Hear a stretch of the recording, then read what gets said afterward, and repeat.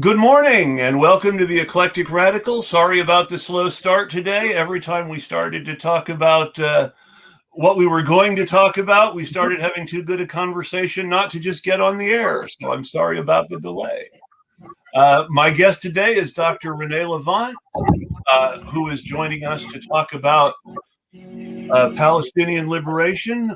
Dr. Levant, please introduce yourself and tell us about it. Hold on one second. I wonder, do I need to turn off on my phone? You sound good now. There was some music before. Oh, I'm hearing an echo is the odd thing. I'm sorry. 1 second. We're not hearing it on our side, but you may have a playback on your side somewhere. Okay, let me just do this. Oh, yes, I am getting doubled. Well, let's see if I can talk and pretend I don't hear it double. But yeah, the good news is it's not coming through over the stream. So they're not hearing it. We're not hearing it. The people listening to us won't hear it, and I don't hear it. Let me just see one thing, because it is going to get crazy to hear myself. I understand. Every minute afterwards. Not fun at all. There it is. Good. And I just heard myself say that, for example. Okay, let's see. I think I'm now talking and not hearing. No. That's good. Well, we're going to have to pretend it's not happening. If I seem odd, that's going to be why. Well, fair enough. If I seem odd, it's just because I'm odd. I was going to say, mine can certainly be. Yeah. I'm hearing our full sentences, though, after each thing. You know what? I think I just fixed it. Okay. I had brought up your YouTube page. Yes. Just briefly, and it was on, so I was hearing it. Yes, it was the live stream on the YouTube page. And exactly. I'm sorry, gang. So now I'm just fully here. So tell us about yourself. Well, my name is Renee Levant. I have been active in Palestine since I was 15 years old. And I have been a college professor in philosophy, ethnic studies, ethics kinds of issues, social thought, and basically changed over realizing that some of what I really wanted to do was more in-depth work with individual people. And so I'm a psychotherapist. And yet as a psychotherapist, we also have to deal, of course, with these issues because very often our field doesn't really get how embedded all of these issues are. There's a tendency to look at the DSM and not at society. And so I have a very both relational and social justice oriented therapy practice. Yeah. Your mic is off. Yourself. There you go. That's better. And a lot of our psychological issues and our mental health issues are as much about social problems as our own psychological problems. Right. And I think when we're talking about Palestine, what's so interesting is when I was an activist in the 70s and 80s, when early 80s and the 70s, when you had all of these liberation movements. And we had the experience of, at that time, as people in a movement working with members of the liberation movement. So if you were working in Nicaragua, you worked with Casa Nicaragua, which was Nicaraguans who were part of that movement, Casa El Salvador. And if you were working with Palestine at that time, the group that was most active in the United States, you worked with people from the now considered a terrorist group and band, Popular Front for the Liberation of Palestine. Now the interesting, and I won't say fun fact, it's grim and grisly. They have been on the terrorist lists and the top of America's, these are the worst people in the world lists for many years. Mm-hmm. I remember a book, it was written in the 90s, because if you remember the 90s was when terrorism started to replace the Soviets as the big boogeyman in the news. Even before the the Iraq War or 9/11, people forget how much terrorism had started occupying our minds after the first Gulf War. And what looked, in retrospect, I have to admit, I felt very optimistic for what turns out to be no good reason. What looked like very promising talks between Yitzhak Rabin and Yasser Arafat. Oh dear, yeah. I wasn't very happy about that, but I can understand that.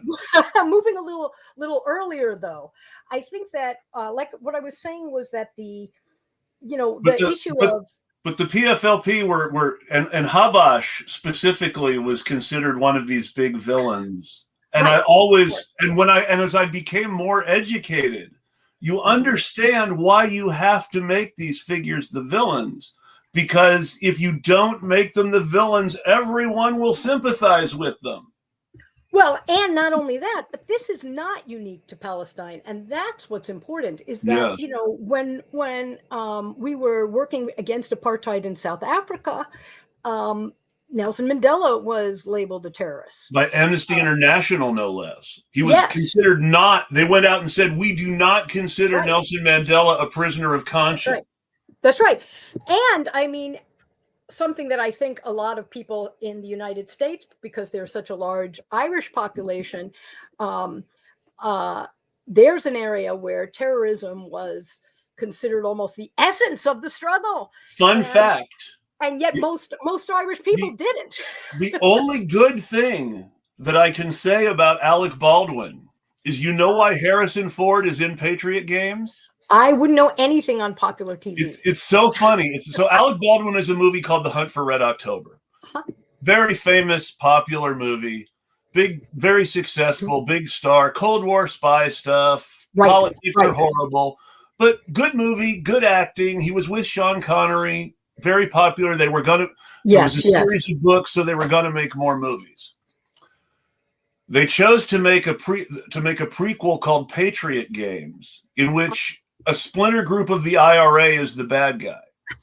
The director of the first movie, John McTiernan, was Irish American and said, "I refuse to participate in a movie where the IRA are the bad guys. I'm not doing it." Great. And Alec Baldwin, only good thing I can say about him, imagines him now in the days where he tried to avoid a union deal contract and shot someone by accident as a result. Alec Baldwin said, "I'm not going to do another movie without him. I'm in solidarity with the director." And he wouldn't do it either. So instead they got a British guy named Philip Noyce. Obviously the English have no problem making the IRA the bad guys. And Harrison Ford. Right. Well, and so I think that you're right that the issue of terrorism, I mean, and certainly after 9/11, that became very prominent. But, this is some about where you're looking at it from, because the experience in the Arab American communities and the Muslim communities was that the change was that the communities were under surveillance. People who were completely innocent were put into jail.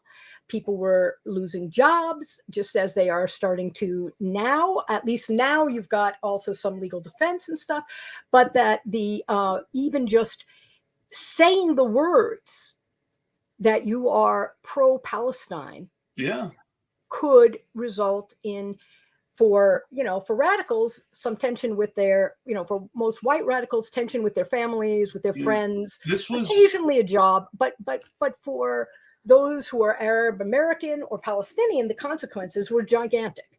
And that's the situation we're starting to enter in now. But not even starting, to be fair, Mark Lamont Hill was fired from CNN back in 2016? That's right. But as a whole, the communities that really had begun life and death an experience that would be very much what we would consider fascism about what they're doing, were not the white communities. They got some fallout from it, but but that's it. And that's what's starting to happen again. I mean, I'm stunned, and I think this from Twitter. And Twitter's not my main place. I just go on and do a couple of annoying things and then leave. But the fact that in the middle of this thing, 800 Arab Americans, 200. Now I'm getting Canada and Britain confused, which is good, because if I was getting minority countries, Canada, but one was 200 and one was 80. Yeah. So the point is, you had all of these nationals of countries like that who are under that same condition of being starved, being in a fishbowl, Yes. without food, without drink, without water, without electricity, and being just carpet bombed. That included all of those Arab Americans. Yes. Whereas those who were visiting Israel, now clearly it was easier to get out of Israel, Yes. Because despite the sort of play up of how horrid and how much danger they were, and there's no equality here of the level of danger and attack. But in Israel, they got them out. They gave them multiple opportunities to go back. And so what that has said to our communities is, you are not, just like the Palestinians who aren't even people, you're not either. And so that was, I think, a huge call, and fascinating to me of how little that has played on the left, even on the Jewish anti-Zionist left. That has not been a major call in their rallies and their demonstrations. I have to say, one of my personal issues with the movement right now is that they have got to recognize the disparate impact of what's happening and what the implications are going to be for different people. Yes, they may lose jobs. Yes, they are at risk because of the level of what's happening, but not at all in the same way as the Arab American community, certainly not the Palestinian American community. There have been at least 2 anti-Palestinian hate crimes since this started that there's have been a been lot proven. I'm just talking about, the stuff that's been national media and proven. Oh yeah, but there's been even more than that. I believe it. There always is more than that. But I think here's what's important. I think what gets people confused is not really recognizing that the Palestinian struggle is a liberation struggle. That is the struggle of a colonized people, of a people who were completely kicked off of their land in the most brutal ways. Yes. Where there had been, where there had been about, the numbers are all crazy, but 850-ish thousand Palestinians in the land that is now referred to as Israel, and it was brought down to 150 with some who were on the outside, and they were basically kicked off, subordinated, taken from their land. Now, anybody who has any awareness of, and again, I think the period we're born is part of the problem.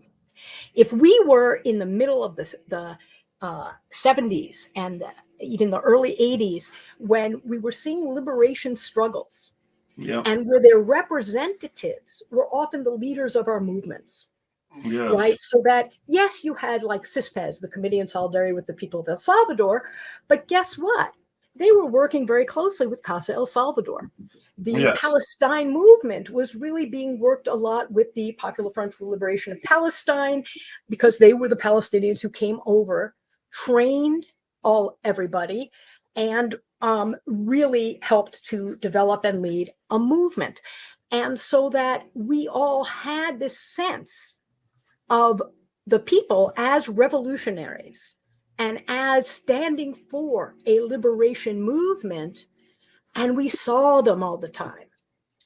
I think part of the difficulty that's happens in the US, besides the historical issues about questions about Jewishness and Zionism and all, is simply that the anti-colonial movement here, we don't talk that way much. We talk in academia about decolonizing this and that, but it's more almost psychological. We lose the idea that there was land, that on that land there were a people, that there were people living full lives. I have a theory about this.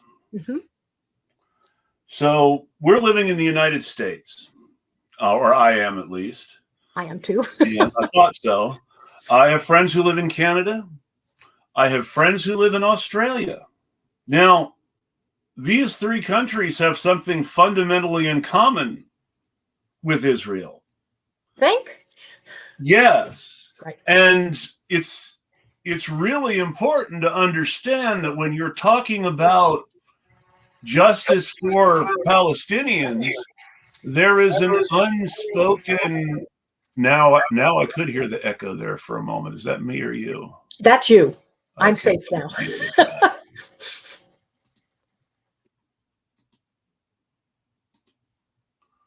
Let me deal with that. That should take care of it.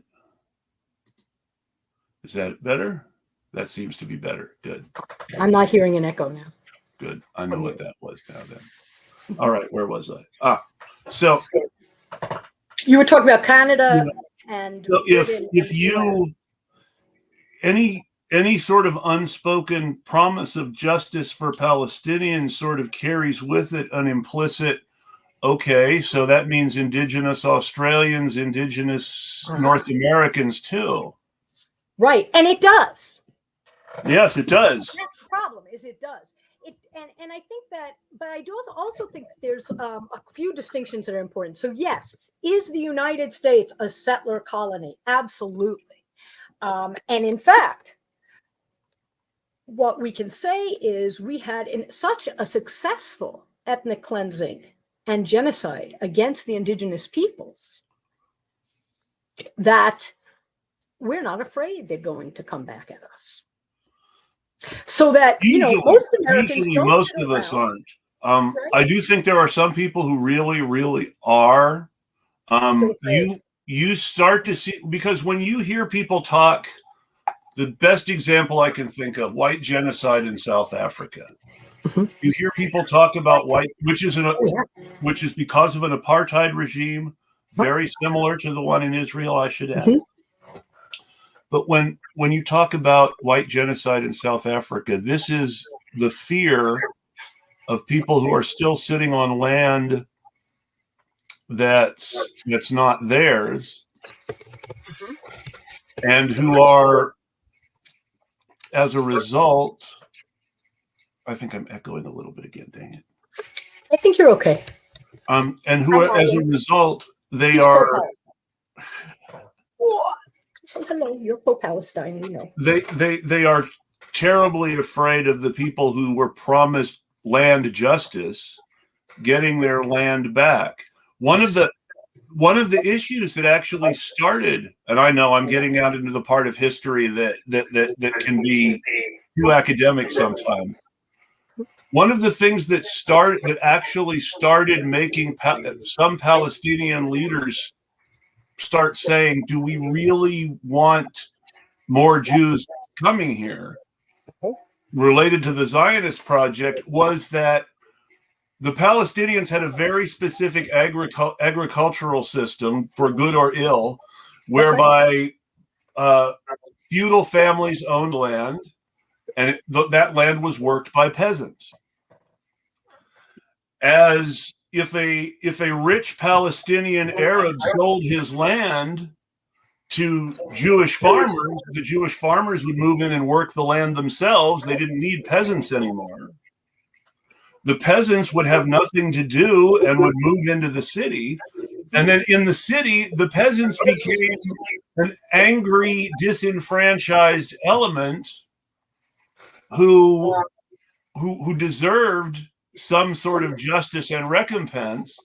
And the aristocrats who had some feeling of responsibility for their peasants now started to get very resistant to selling more land and forcing more peasants into the cities.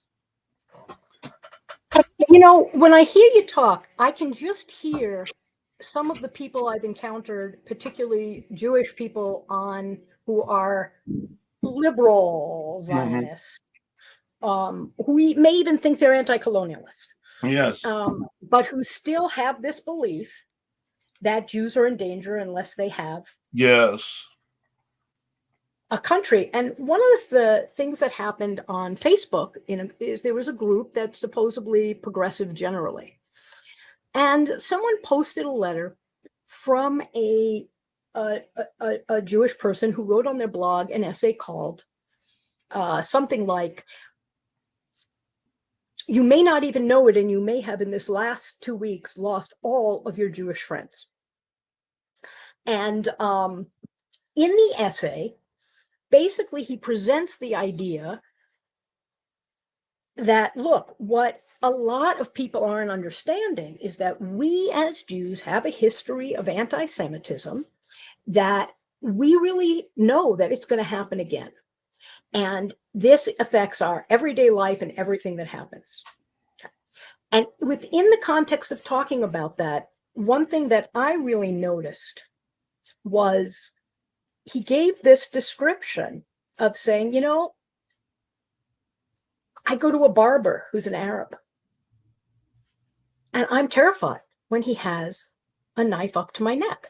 He then continued from that to say, look, you know, if you are not Jewish, you don't understand what it is to carry this history.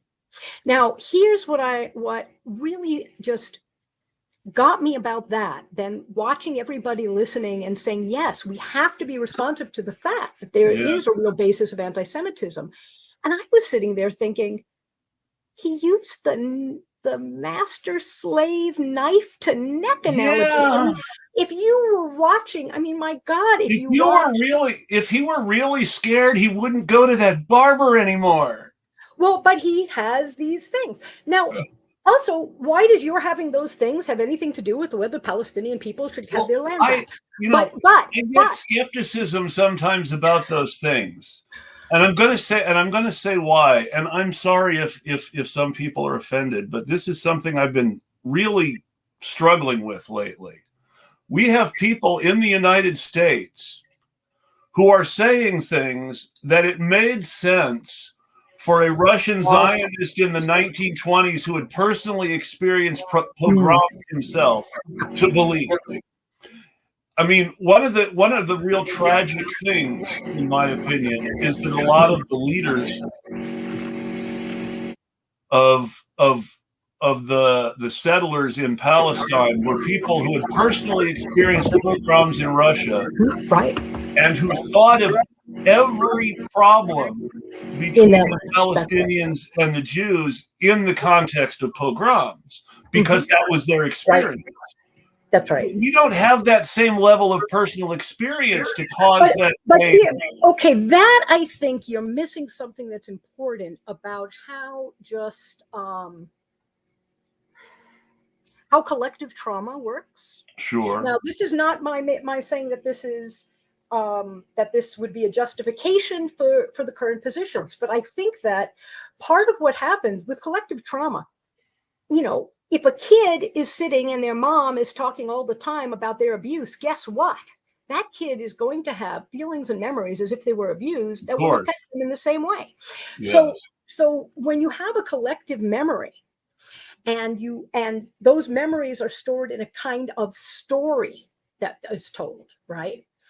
And if that story, and particularly stories that are about your fundamental identity, if you're now, well, let me just say this. If your narrative of identity centers on the idea that you are always in danger in that way, and it is rooted, the narrative is not crazy, it's rooted, that narrative. The pogroms were real.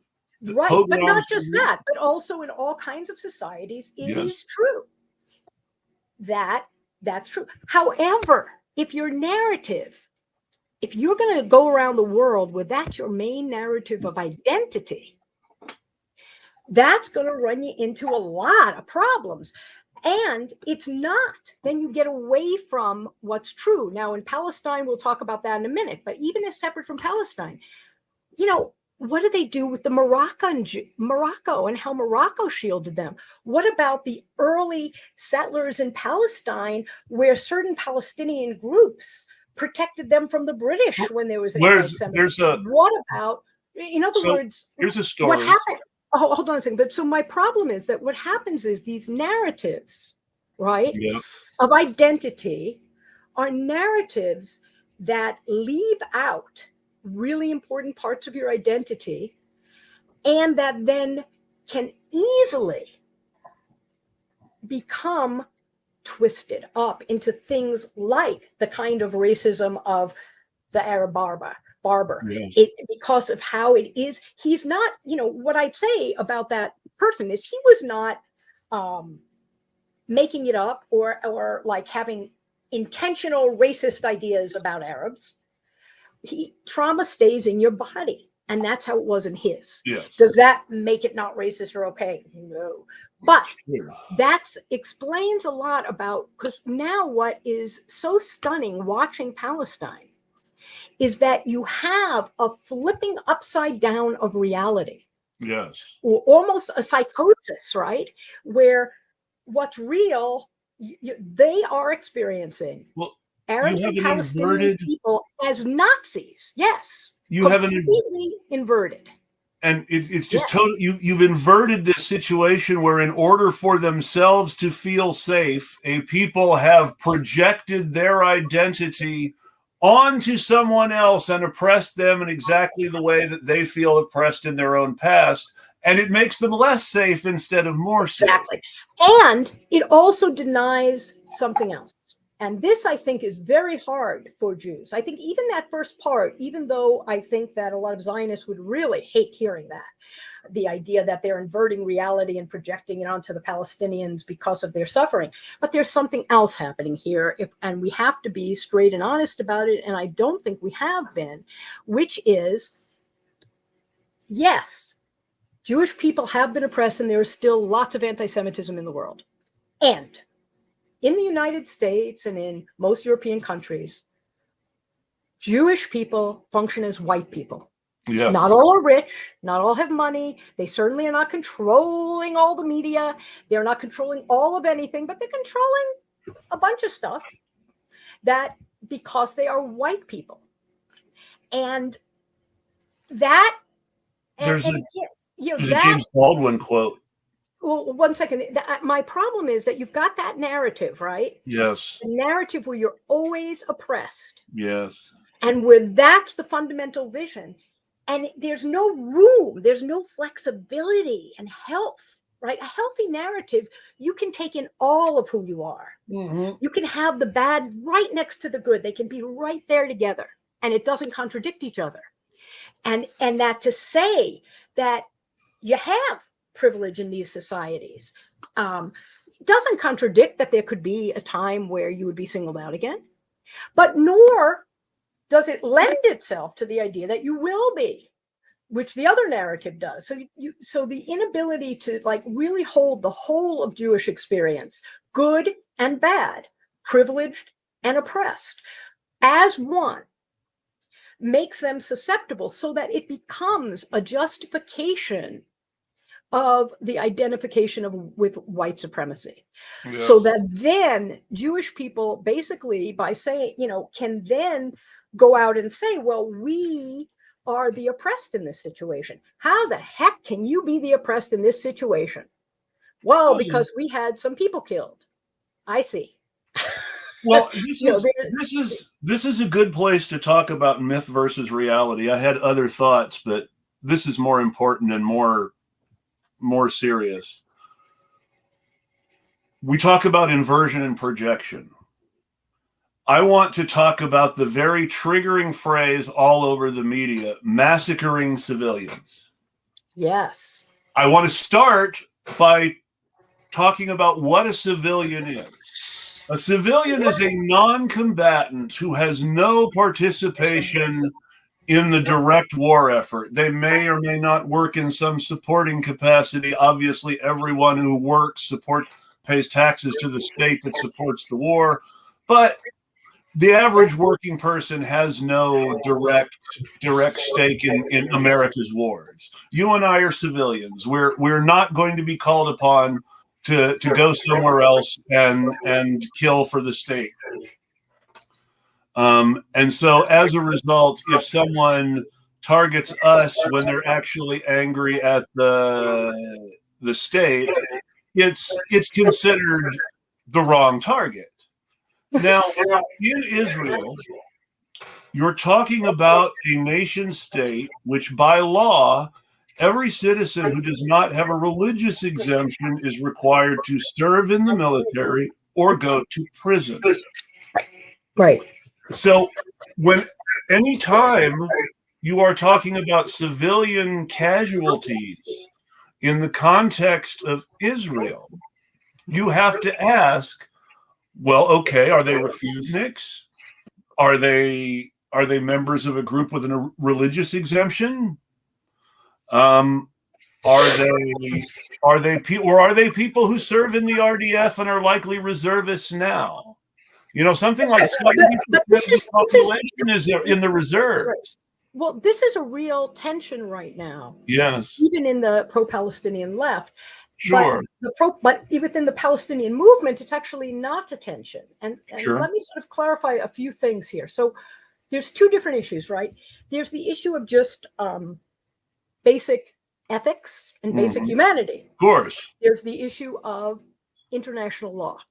Yeah. Now, on the issue of basic humanity, my gosh, I mean, do we even want the people on the wrong side to be killed? No, of course not.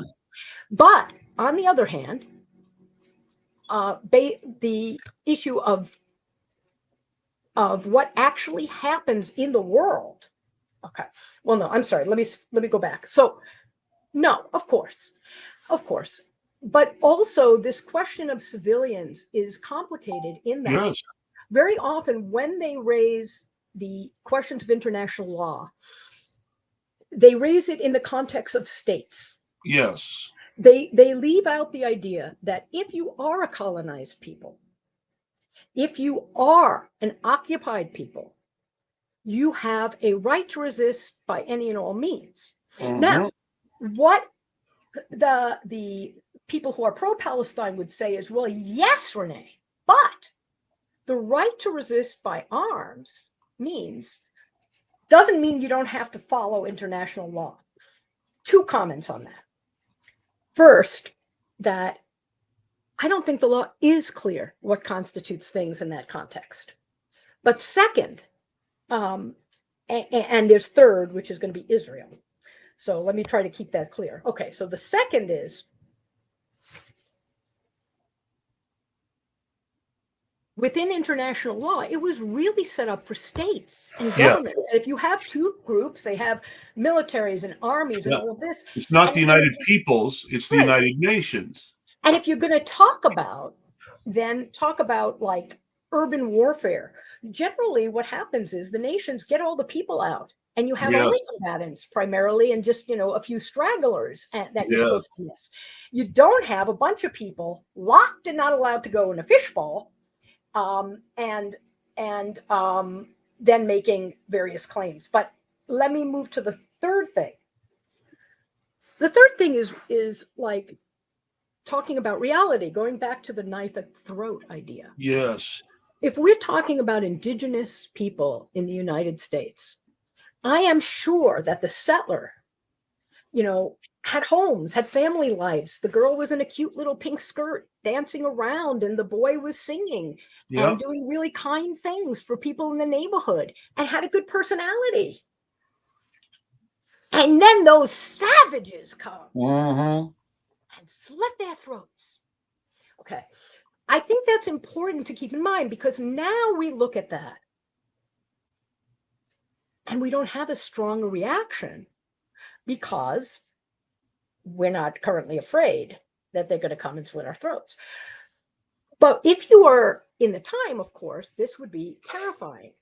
And if you're talking about slave revolts.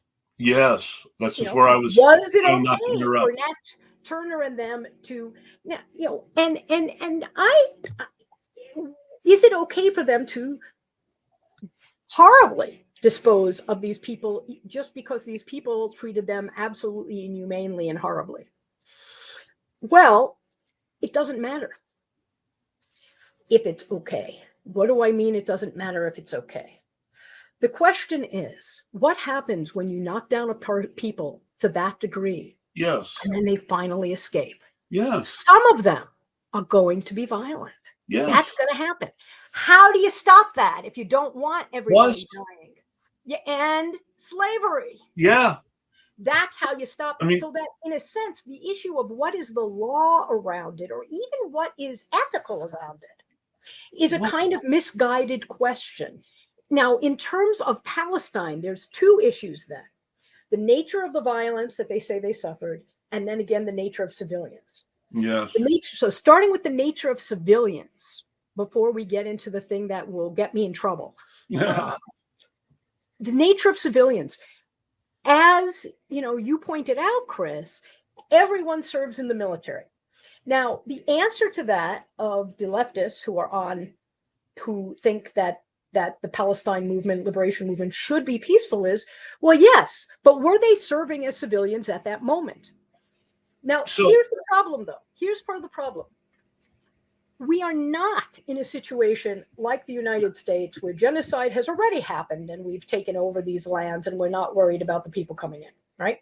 We're talking about an active campaign that in the year before this was especially active, both in the West Bank and in Gaza, of people going in, setting up settlements. Each settlement has, or most settlements, not all, have a base next to them. Yes. All right. And in addition to people who may be off duty, but who have served in the military, and who commit, and where people within that, even if that individual isn't, many people within that, and they know it, are going out actively committing acts like putting cement in the Palestinian wells, killing people. And the kibbutzim also have their own armed guards and sort of paramilitary that's right. defenses as well. Well, and they actually tend to have like the initial base where they keep focusing on about the dance. What they don't tell you is what you had there is you had a kibbutz that was that is partly on Gaza and partly over the border, and you had a military base that is one of the main bases responsible for the most violent attack on the people of Gaza. More than 60% of the people at that party were in the IDF. Right. Now, in addition to that, okay, but wait. So as far as civilian in Israel, I think it is more complicated about who a civilian is than anywhere else. And it is not just because of the military. It's because the role that these settlerships play is a structural role. The Second Amendment of the U.S. Constitution. What is a well-regulated militia? Well, in the history of the United States, a well-regulated militia meant that all the white people in town owned guns. Well, and they have now been giving them guns. But the point is that the settlers and their role in moving in to the West Bank and taking more and more land and kicking people off their land and just burning land for the hell of it, just to make it unusable in order to force the displacement of the Palestinian people from that land, is essential. One of the people posted from the Jerusalem Post, there's this ad going on, which is all put out as destroy and then move in. Yeah, that's exactly the plan. You want less and less Palestinians and more of the land to be claimed for Israel. I'm going to go into the history again. I'm sorry if it's too distracting. Around 1920, 1921, the reality of Zionism had arrived. Jews were coming to the Holy Land on pretty close to the scale at the time that the people running the project wanted. Not quite as big as it got later, but just around the scale that people wanted to start to build some things up. And they knew now that there was going to be a homeland, and they started to disagree about what the homeland was going to look like. And there were two very competing ideas even among the people who were thinking of a political Israel. The people who, the labor Zionists who had developed from the working class people who had come away from, in many cases, poverty and not great situations in Russia and Germany, and that were trying to build socialism, a essentially. socialist agricultural A Jewish socialism. Jewish socialism. Only. Yes. Which, that starts to sound like, are we talking about a national socialism? But, that's a dangerous. Yeah, I wouldn't even go there. But yes, but the point is, you have these things that are developing now with the question. But of on civilians, the other side, you had revisionist Zionists. Right. And the revisionist Zionists, number one, they definitely wanted a political state and made no secret about it. And number two, they laid claim to what they called all of Palestine, which meant not just the entire British Mandate, but also all of what's now Jordan. Right. And it's important. And parts of the Sinai. What's specific at this time in the 1920s, it was very specifically Palestine and Transjordan. Mm-hmm. And that would be the greater Israel. And it's evolved in many complicated and unenjoyable ways since then. Yeah. I think Netanyahu has a map where the whole of the Middle East, from Egypt to the Iraq to the Iranian border, is Israel. Right. But and they specifically wanted to go take it all by military force. These were the people who started their own militias outside of the official Zionist organization, and where you start hearing names like Ergun and Lehi and the Stern Gang. Right. There was the Deir Yassin massacre in 1948. The massacre was not committed by Haganah, the people officially fighting the war, but by Ergun and Lehi, which are these splinter groups. The town that was attacked and taken had a peace agreement with a Jewish town of Yemeni Jews just a few miles away. The men from that town came to Deir Yassin and stopped the massacre. And their village is now a ritzy neighborhood in Jerusalem that no Yemeni Jews could afford to live in. Right, of course. It's important to understand some things like that, because the conflict was very colonial in the sense that there was a kinship between people who were both trying to survive the way things were changing. And there was this active settler movement that wanted to change things by violence. Right. Now, I think that when we talk about Palestinian liberation, though, we're talking about a movement of people kicked off their land, yes, who want to maintain their land and their culture, and who all goes back to those peasants, the right to fight for that. And the Israel that we know, the boundaries, between citizen and non-citizen are confused. So, for example, if you look at the statements from all of the Palestinian resistance movement, the Democratic Front, the Palestinian People's Party, Hamas, the Islamic extremists, who are not Hamas, by the way, there's some other people. Yes. Any of the groups, they don't consider the settlers citizens. Yes. Now, one could say, oh, but that's just an excuse to just kill everybody because Israel says nobody's citizens because they're... No, it's not the same thing. It's that structurally what we're saying is the relationship to the ethnic cleansing is so intensely strong to the state and to the actual activities that do harm, that just because they're having a party or a nice event on that land, that's what they're a part of.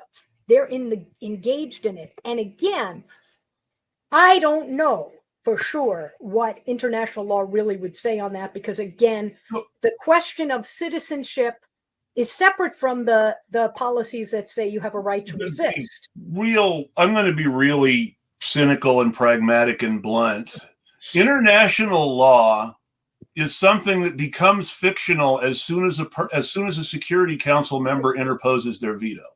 Well, that too, of course. But even so, what I'm saying is even international law wasn't really set up for this. It wasn't set up for indigenous people. It wasn't set up for... Who set up international law? That's right. I mean, this is a question we don't ask enough. Who set up international law? That's right. But I do think it's a reasonable principle in general, but it's not real. Now, let's talk Gaza in terms of that. Yes. Okay? So in 1948, when there was before, like around 47, there was about 600,000 Jewish people, about over 1 million Palestinian people, and when this war happens, because they're trying to take over the land and divide it against the will of the indigenous people who had no say in this. Yes.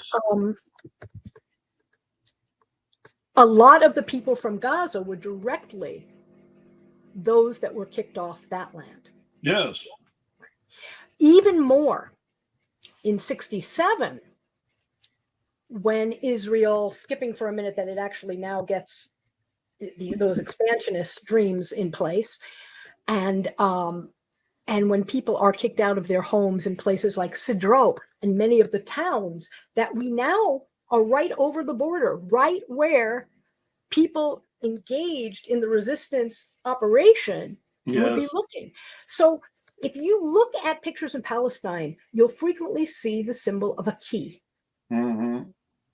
That key is because many of those who were displaced from their homes in 47, 48, and in 67 have the key to their home. Now, in a number of those places, there were settlements built over whatever the houses were there and such, but not in Sidro, where they watch and clap as people are killed. In Sidro, a lot of the houses are still there. Yeah. And so imagine for a moment, that moment where here you have a people who have not just been colonized. I mean, we've never heard of this, but when they call it an open air prison and now more of a concentration camp, actually. It's a concentration. Under these current circumstances now, what else can you call it but an open air death camp? You can call it a concentration camp. Yeah, that's all it is.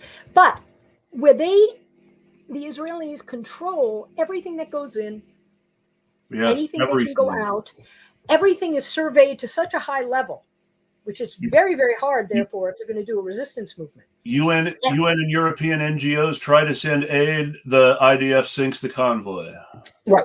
And this has happened, before the war. This is not just new. This is not new. What is new is the scale and the fact that before this happened, there was such a move towards this kind of ethnic cleansing, which is the reason why everyone's talking Hamas. In 1940... But wait, let me just say this. But what I find wild is everyone is talking about Hamas as if this operation was done by Hamas. Mm-hmm. No, this operation was much more remarkable than that. Yes. Despite the fact that there had been such a fight, such an attempt by Israel to divide the Palestinian movement, without going into the specifics of that for the moment, we'll take that as a fact. You now had a unity of all of the resistance groups meeting together to figure out what to do with this escalation, which they felt anyway was leading to ethnic cleansing and genocide. Yes. And they came up with an operation, and they managed, even though we now know there may have been people who knew it was going to happen, or whatever the Israeli intelligence reality was, they managed this. And they were able to come over that gate of this prison death camp where they are denied all of their basic rights, and where they could look out of the gate at a bunch of places and see the homes, in some cases their own or of their grandparents or their parents, right there. Yes. And people partying. Yeah. Now the gate opens. Now think about this. This was a unity. This was not Hamas. This was Yeah. all the organizations. Yes. Imagine the gate opens. What's going to happen? Is the only people going to go through going to be the resistance fighters? No, everybody who can is going to go through. And what are they going to be thinking? They didn't know this was going to open. Just think, if you're locked in this thing, and this has been the case for 17 years, the colonization's been 50, and Yes. this gate opens up, and you can go out into that town. You're going to go. Yeah. Now, if all of the resistance fighters, and I'm not even assuming that's true or not, were quite disciplined about their mission and what they were supposed to do, let's assume. Maybe they weren't. There's individuals in it. But they certainly had a clear mission. They were going to the military base that was the most destructive to the Palestinian people. And they were going to capture people from that base and bring them back. And the idea was that in bringing them back, why? That was going to, not only the fact that they had gotten free was going to reinvigorate the Palestinian cause, the unity of the different forces, but also one of the ways that this genocide has been happening is through the prison system. Yes. Where there was about 6,000 to 10,000 Palestinians kept in these prisons.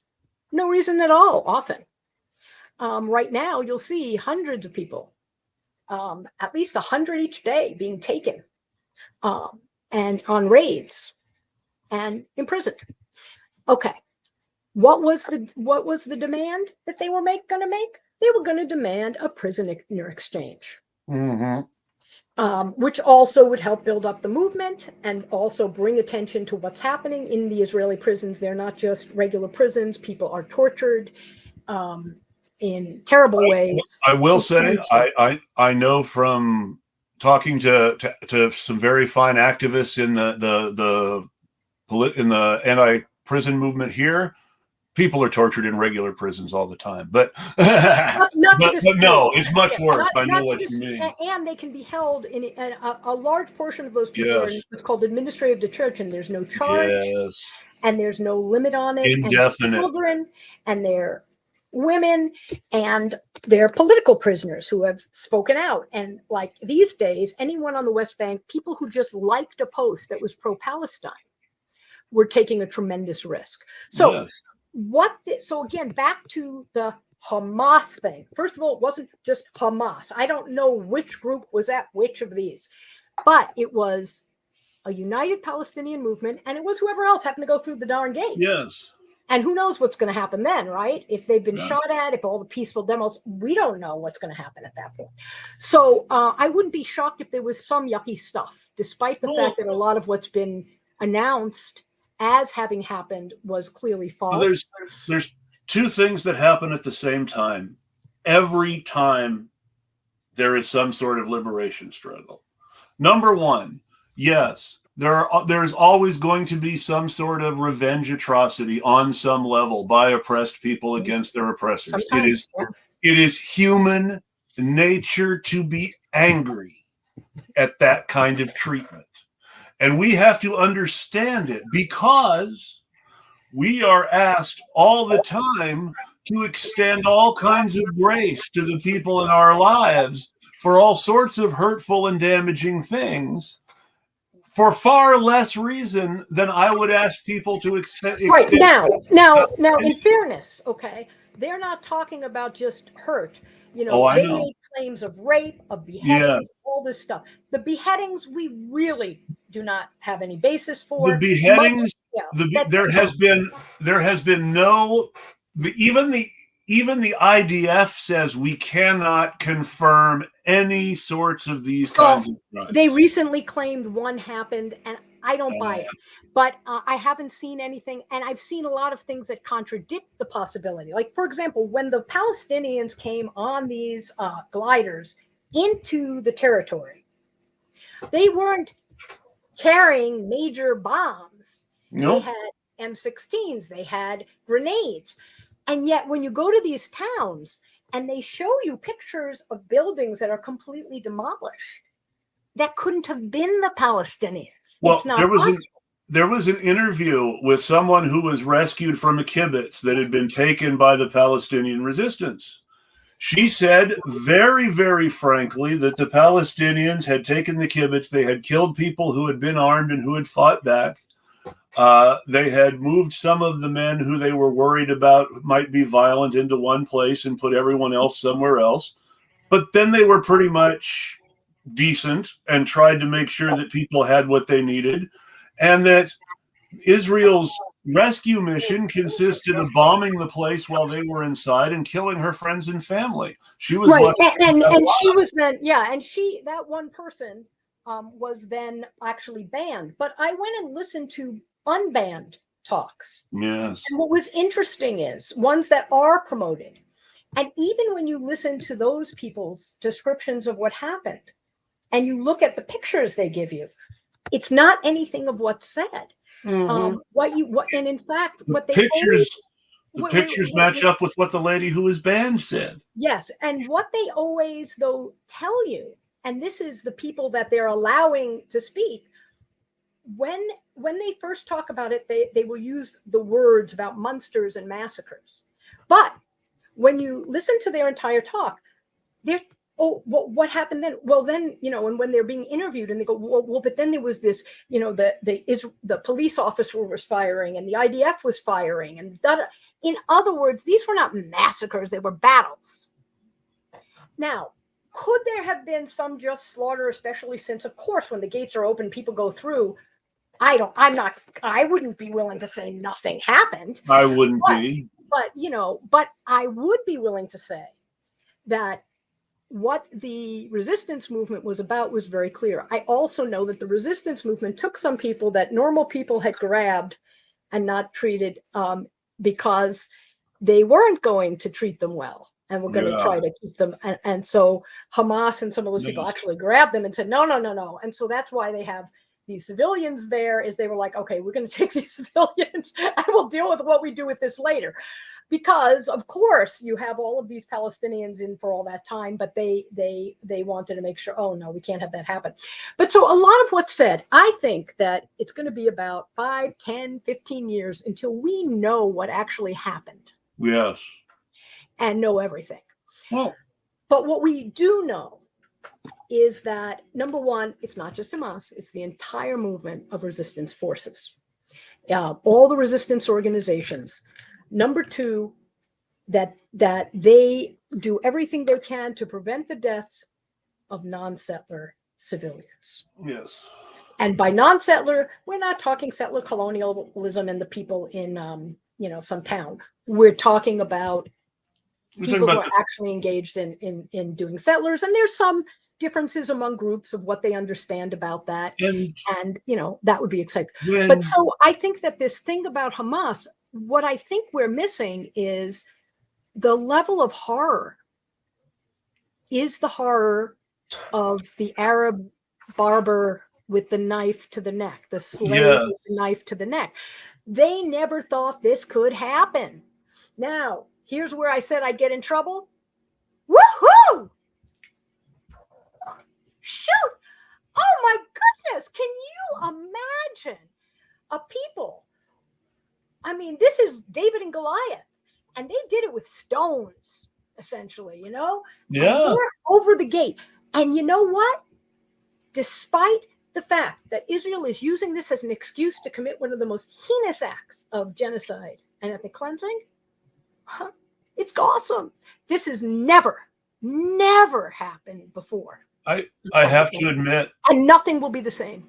I saw the funniest thing in print. I suppose it's terrible thinking this is funny, but they were talking about a situation where, because they didn't want to have a bunch of infantry casualties, the IDF sent tanks into the city without infantry support.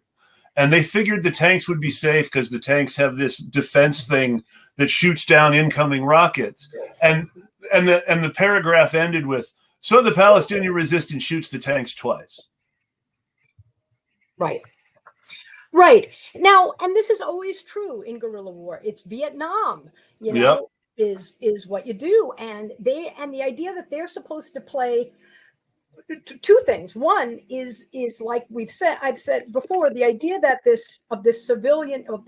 international law of civilians applying here, figuring out who's civilians in Israel, is one of the least clear situations we've ever had. It's a unique situation. We need to analyze it carefully, and it's hard. Number two is that even in the event of what happened,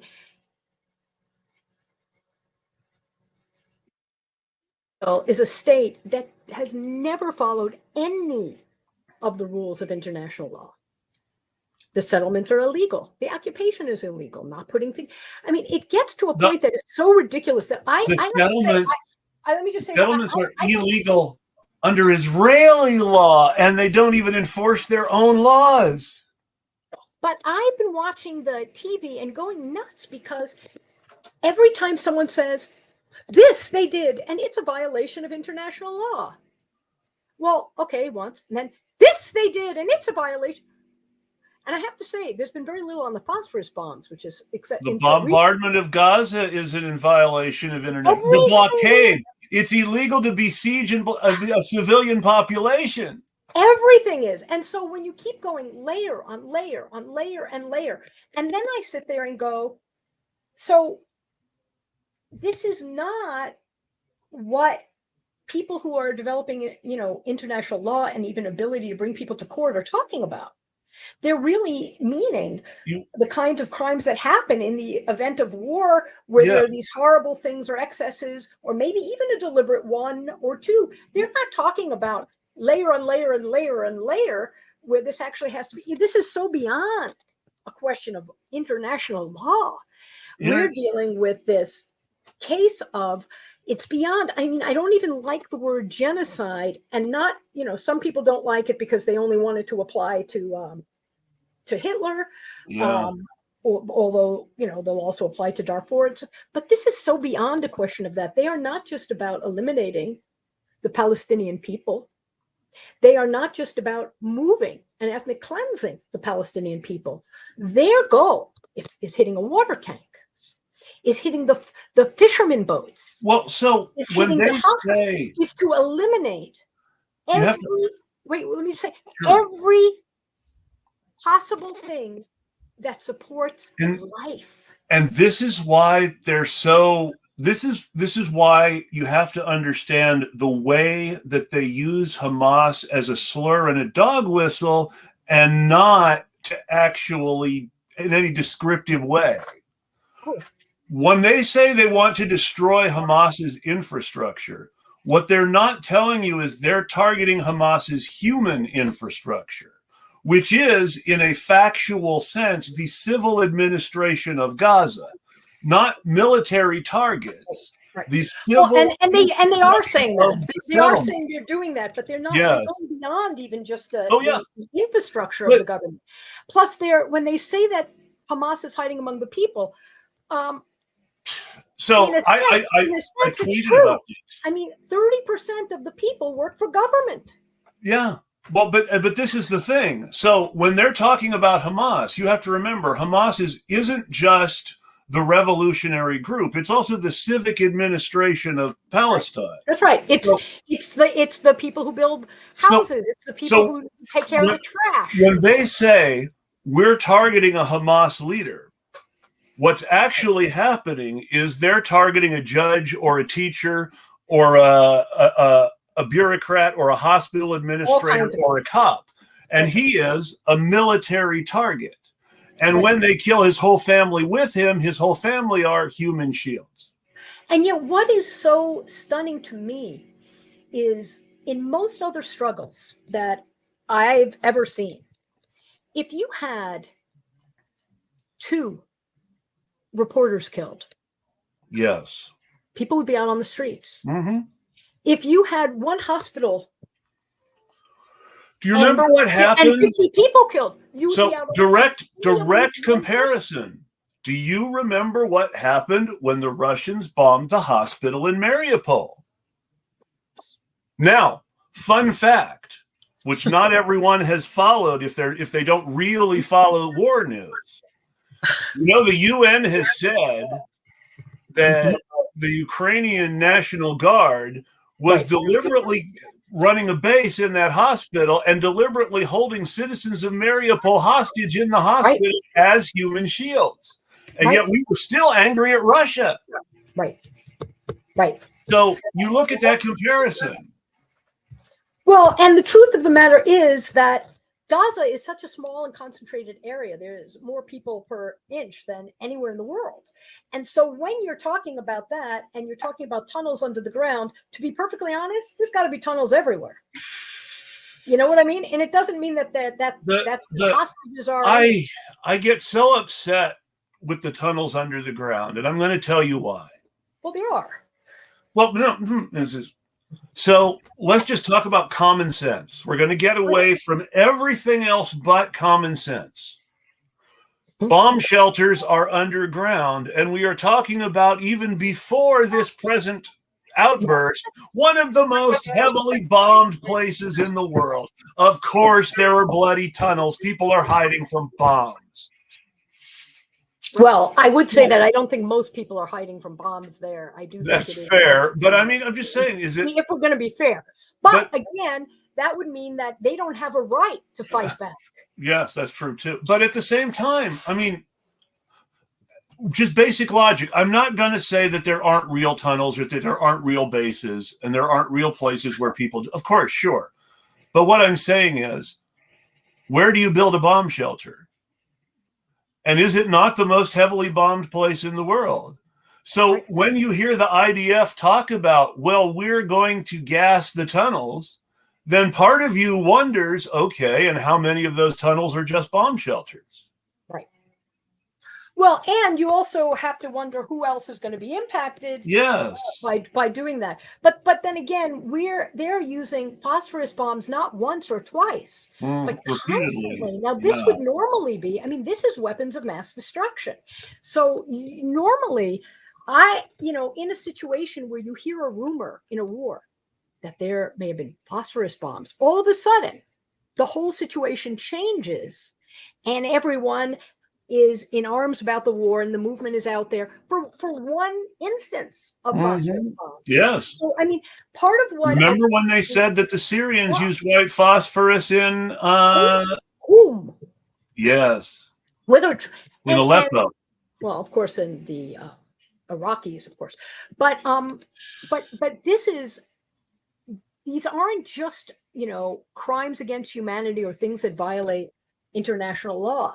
They're on a level and a number of them that are so beyond anything we have witnessed. And this is where I have to ask the question, who makes the white phosphorus? Who makes the gas? We do. Yeah. Yep. And these are these horrible things. These are these horrible things that make everybody look all over the place when you hear about them used once, like you're saying. And but it's not making them use once. And so that's what's so interesting. How come it's not? Even among activists, right? Yes. That people are moved by the overall scene on the whole, but they're not getting that each of these things is on such a level that it alone would have us occupying all of the Israeli embassies and the U.S. sitting in Senate's offices, not just like with cute pink pants. I love code pink, so this isn't an attack on code pink at all. But with cute pink things, it means we'd be like militantly, fully taking it over in large numbers. This would normally cause the most outrage and just one incident, but this is going on constantly and in schools and all of this. So this is a level of acceptance of mass murder of people and of civilians that we have never witnessed. I mean, maybe you could say the Holocaust, putting people into cells and everything. The only thing but people didn't necessarily know that was happening. No, and even in the places, the only thing that you can really compare it to as far as the actual, because even the Holocaust was something that, and I hate to put it like this because it makes your skin crawl to say it, the Holocaust was something that was orderly and by steps, which is just awful. It makes it worse when you think about it that way. This is on the scale of like what the Nazis were doing during the invasion of Russia, where they were just rounding up Jews and communist commissars and just killing people with very little discrimination at all. Like Dresden, and yeah.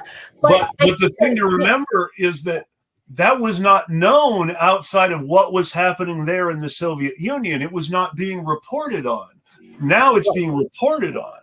Right. And I really do not know that. I am not in any way saying that this is worse or less. Well, I'm not saying, but it's on a very similar scale. It's being watched, and it's being watched, which is what is so stunning. Is it really is the first one that we've had of this kind of genocide over social media. You know, yes. I think that the fact that we are in touch with, and I think this is also part of the power of this, is we don't have the revolutionaries in our house, but we have Palestinians online yes. who are saying, I'm really scared about tomorrow. Yes. And often they say nothing else because they understand that what they're doing is a political thing of being present, and they've got enough going on that, frankly, you know, just telling us more about what's happening is really not their agenda. But just doing that connection. And so I think that, you know, part of the thing to think about when we're doing social media right now is it's a front of the struggle. And that the biggest thing we have the power to do is to put Palestinian voices first and foremost forward. People in Gaza, people in the West Bank, and get their voices forward. I would say, secondly, it should be Arab Americans and those that are more likely vulnerable to attack because of the deep connection between this and the evasion of democracy in this country. And the fact that the war on terror always targets Arab Americans. Well, since 9/11, even before 9/11, people don't pay enough attention to the fact that Joe Biden was sponsoring the Patriot Act for Bill Clinton under a different name in 1995. Joe Biden has been a war hawk that's to the right of the Republicans always. The fact that he calmed the rhetoric down a bit for Obama, and only rhetoric, because even Obama's goal is a state that's demilitarized and has no powers. But, you know, that is doesn't make him not a war hawk. And I think that a lot of what this has brought up, I think, also then is our ability to tolerate this much death. And I think the other place, bear with me because this is going to seem unrelated. I think there are two things. Palestine is one, COVID-19 is the other. I have to say, go Students for Democratic for Palestine, because the campus groups insist that people wear N95s to all of these. Good. Events. And I mean, the fact is, COVID still exists. It is killing lots of people, and even more around the world, all the time. But in these two instances, where it comes together in the most interesting way, besides the impact on Gaza and on West Bank and Palestinians versus Israelis, but is that in this society, because we were so bombarded with the level of deaths and horror over and over, and then they started to take it away and say everything was normal. And they took away the statistics. Yes. And they took away the data so we can actually look and know and analyze.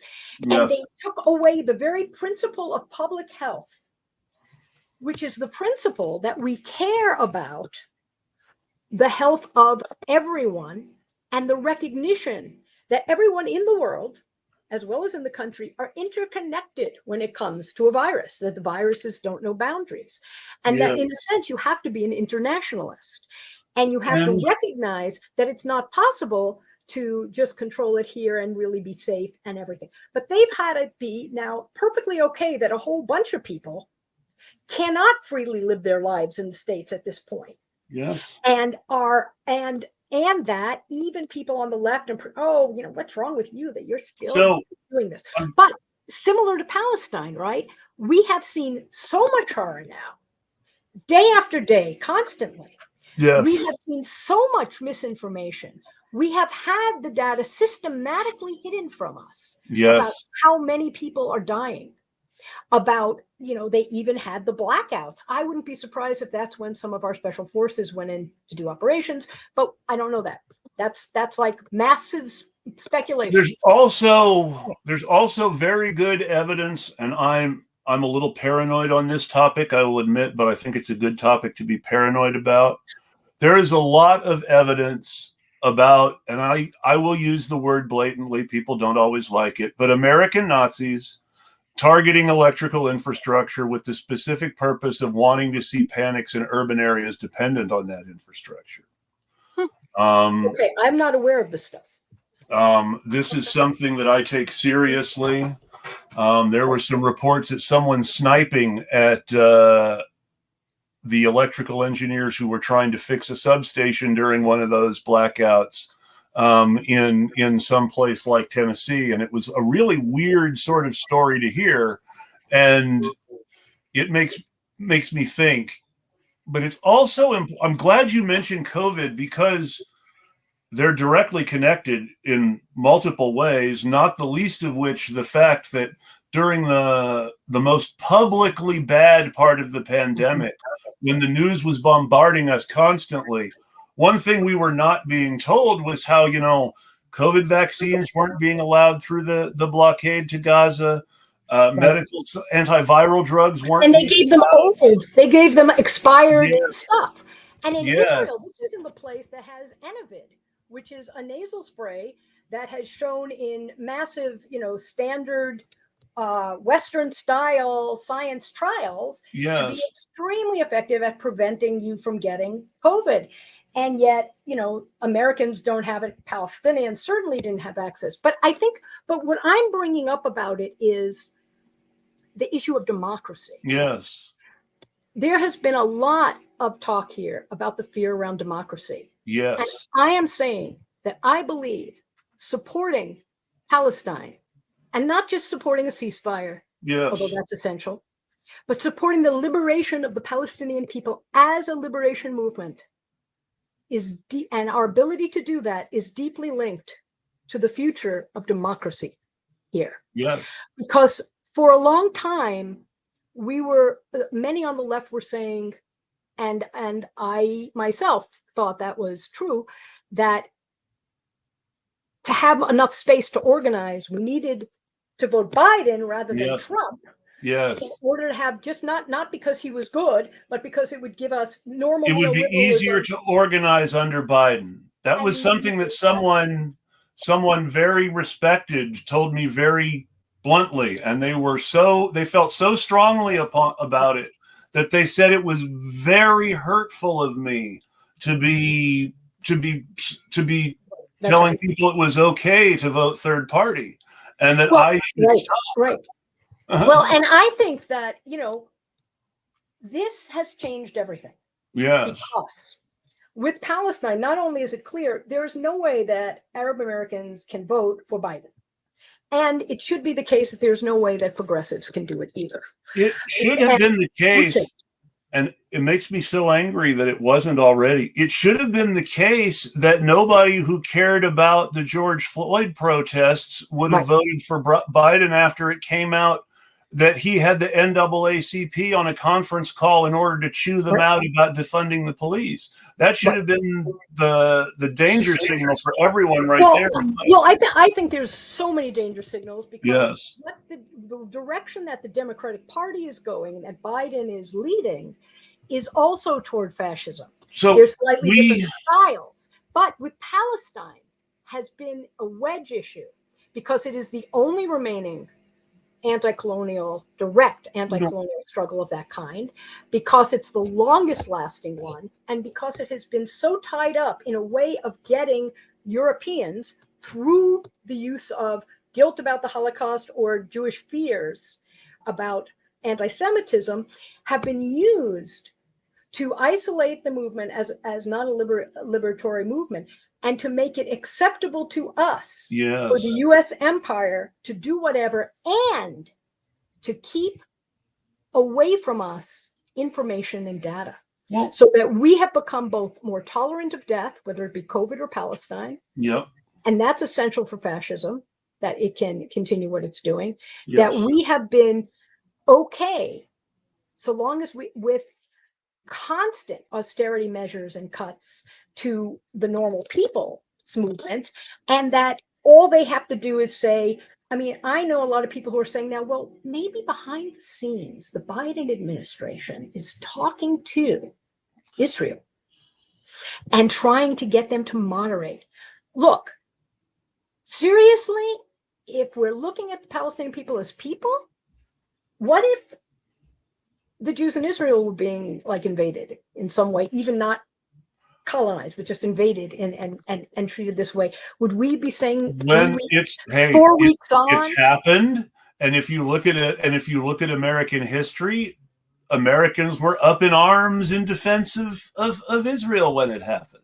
So this has taken a tremendous amount to, even though now we have had several 100,000 people out in DC and in New York and in Paterson, New Jersey, where there's a large Palestinian population, and in various places, and great actions happening in San Francisco, the San Francisco Bay Area, the port in Oakland.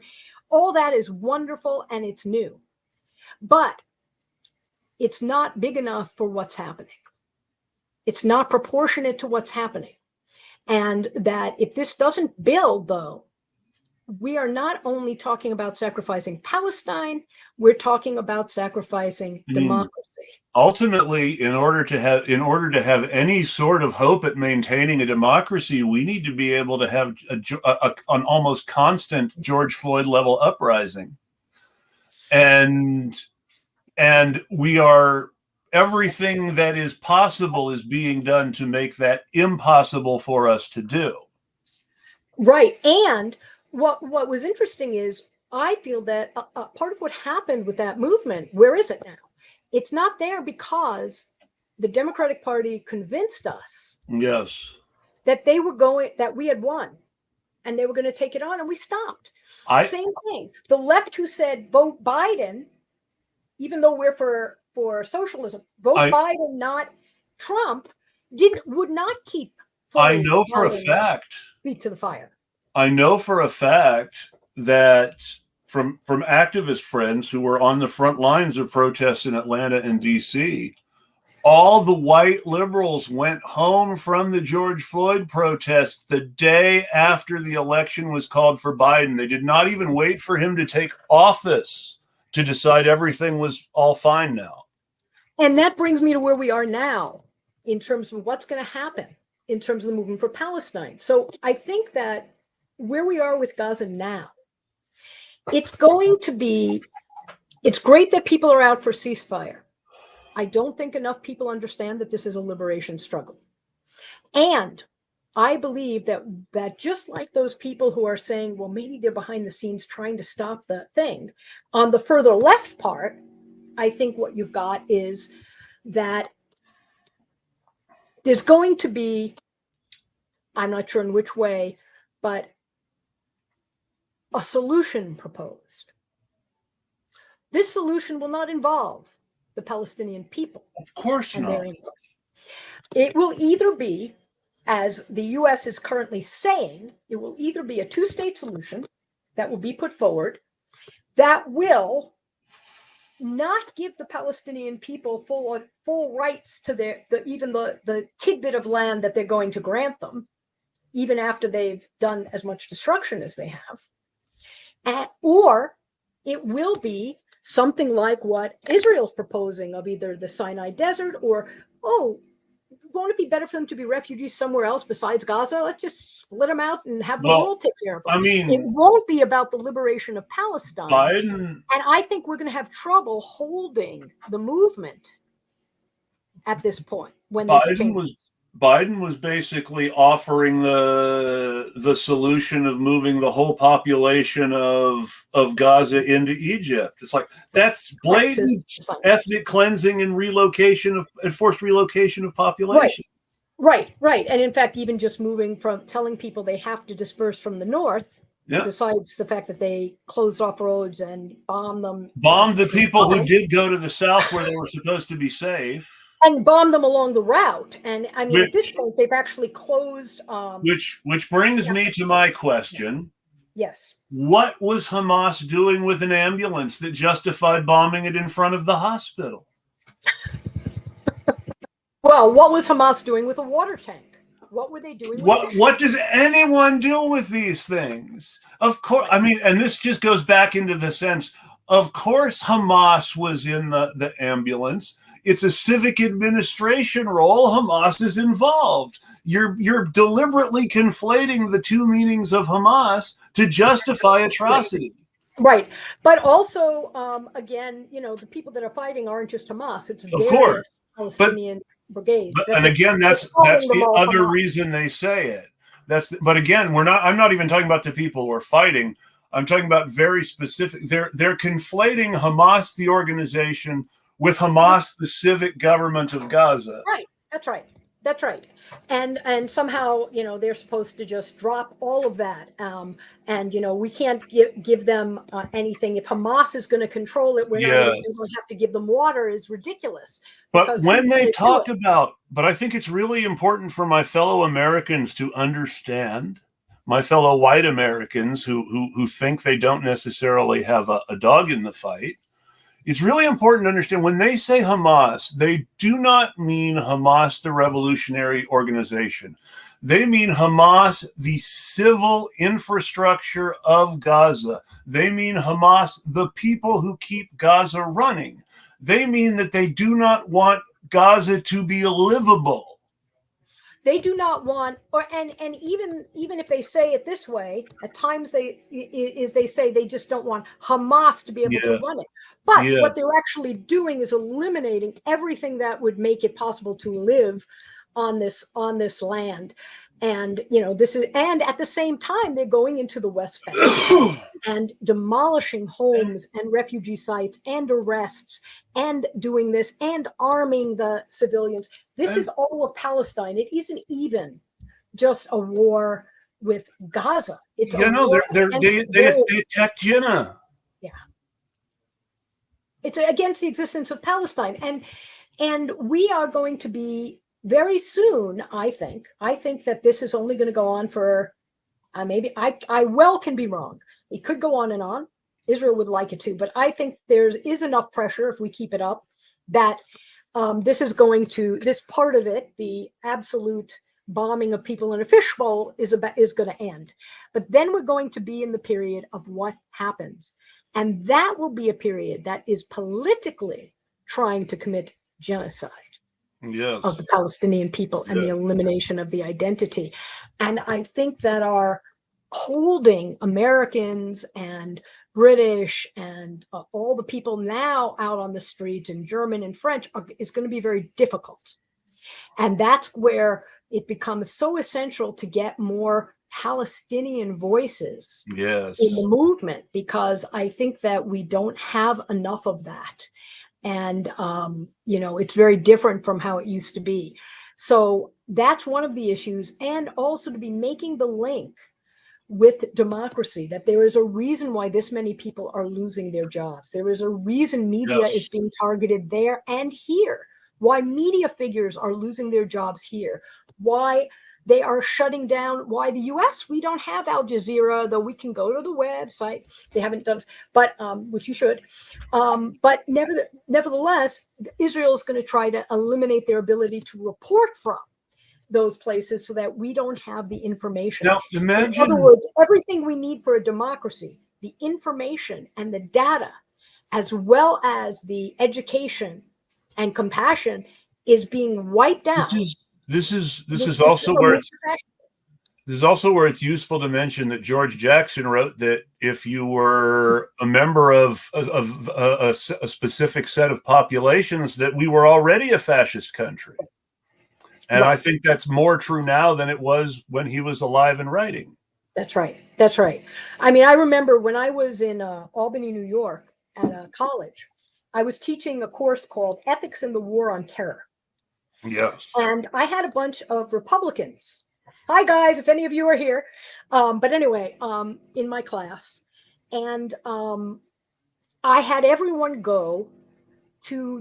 They had just Albany was being used for the first trial where they were accusing an innocent people of being terrorists. Well, at the time, I was co-chairing the Arab American Anti-Discrimination Committee there, and we went to talk to the family. And it was so annoying. Oh, they're adorable, but they were saying, I'm thinking of the 13-year-old girl was so adorable, and the mom too was wonderful. And they were saying, oh, but we don't need your help because it's America. They're not going to be charged with terrorism. We love America. And I mean, these people were so pro-America, I couldn't stand it. And but they really, truly believed that there was not going to be any danger, and he's still in jail, allegedly a terrorist. Yeah.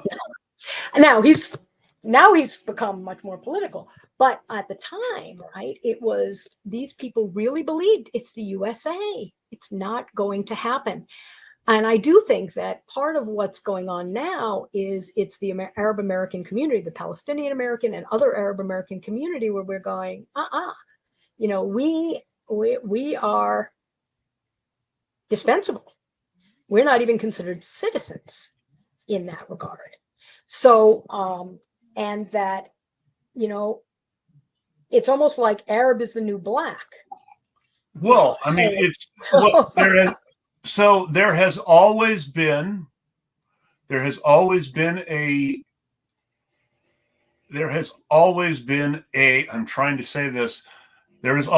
synergy between the way that Palestinians are treated in Palestine by the Israelis and the way black people have been treated in the United States by white people. That synergy has always been there.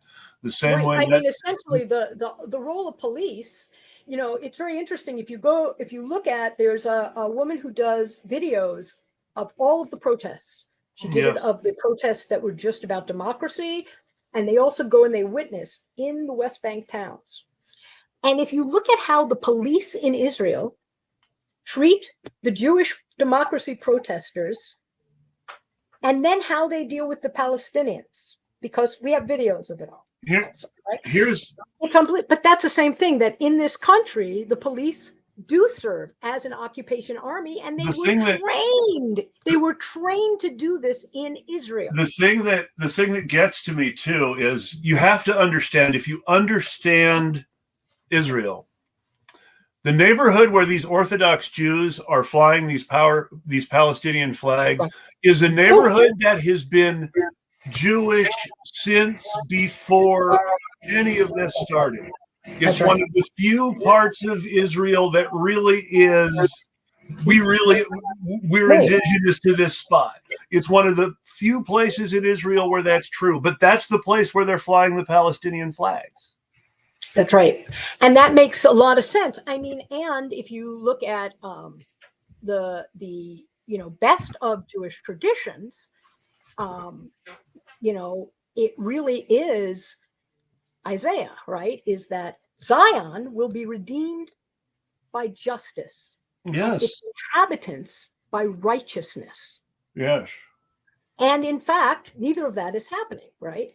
So justice and redeemed have to do with the bigger world. Well, I'm going to and righteousness has to do with the sanctification, which is the idea that as a Jewish people, you live a life, personal sanctification, that is such that it will attract others to a one God, not to Judaism, to one God in their own way.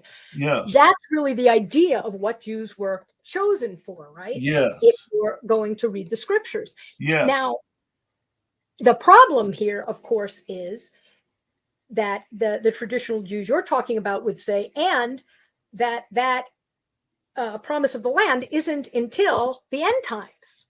It cannot happen. In fact, it's against. The specifics is you cannot rebuild Jerusalem until the Messiah is standing there himself.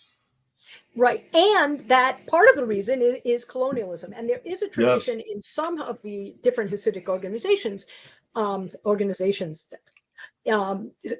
communities and traditions that really say, would go on that quote from Isaiah, that would say, no, there's nothing being upheld here that stands for who and what we are. And so that in fact it feeds anti-Semitism in the world. But like I said, I think that you have the two things. You have anti-Semitism, you have colonialism, imperialism, white supremacy alliance kind of happening. And that really, even the anti-Zionist Jews, we have to get over just the claim that it's about that it's anti-Semitic to support Israel, which it is. No. That anti-Semitism is racism, but also deal with that part of the problem is an alliance of white Jewish people, Ashkenazi Jews, with empire. Centering the state of Israel and Jews in a conversation about Palestine is like centering the police in a conversation about police violence. Mm-hmm. And you have to understand that it's about the Palestinians. And it's about what the conditions that they have been living under since 75 years. And right. Before then, because of course you have the struggle even before then, but as a fait accompli de facto rule of law, 1949. And it's right, actual colonialism. Yeah. But I think also it's that, when we look at liberation movements, you have more than just the armed struggle. You have artwork that is amazing. You have music of the people. You have all of the pieces that make Palestine worth it, that make Palestine great. You have this amazing culture. And one of the things that, from a psychological point of view, I find so moving is that with so many of us, Palestinian, Arab, white, so traumatized with this. If you look at what's happening with the people in Gaza who talk about this, there's this amazing ability to hold that horror, all of it, its fullness, to look it in the eye, to hold a dead baby. Now we get all freaked out, but to hold that dead baby. And when they're holding it, there's every bit of the horror of what's happened. Yeah. But there's also the love and the hope for the future and the pride. And it's all, they're able to have it all. That gives me hope in this sense, that part of what allows people to be bought over to participate in these horrid events is that we cannot handle and grieve our pain and our trauma, that we separate out the event as being horrific from the strength from all of the others. Why can the Palestinian people have this happen every few years where they mow the lawn in Gaza and wipe them out, and where they're constantly having these attacks everywhere else, and still have joy and hope and love?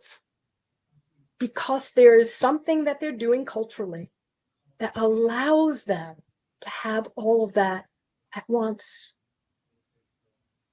And I think that is probably the most powerful revolutionary thing we can do. No, and I have to agree with that. And I think that, sometimes recognizing and speaking the truth is all that we feel like we can do, but it's so important to do it even when it doesn't feel like it's very much. You have to get that out there, and we need to keep those voices going, because we need We need more. We need more like that ship. We need more on a bigger scale in order to really let people understand that we need to stop. So the different movements seem to be calling on us to do things slightly different, but similar.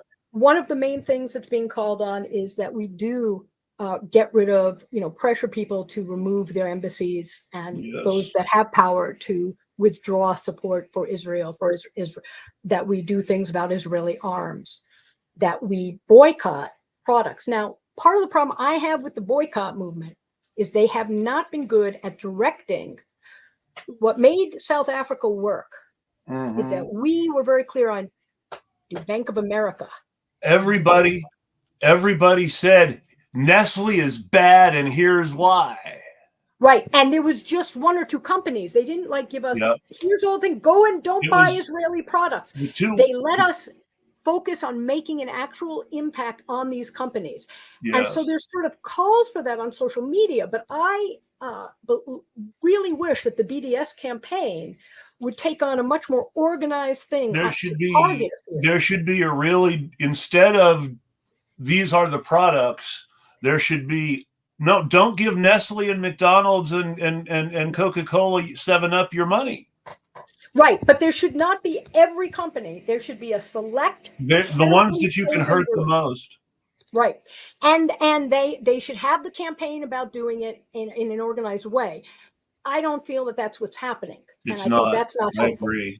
The second thing is that I think that we really need to be paying attention to the social media campaigns and to making sure that those people that are taking risks in Gaza Gaza's not as much, well, they're taking risks living in Gaza. In the West Bank, that are taking risks by checking off a box, or who are in the boundaries of occupied Israel, who are doing that, being present, we have to escalate their voices. We have to amplify it. Those posts, we should be just passing on, giving people the visual experience, because what we have that we have never had before in the activist toolkit is we're watching this, but we don't want to just be passing the horror and the bit of news we get.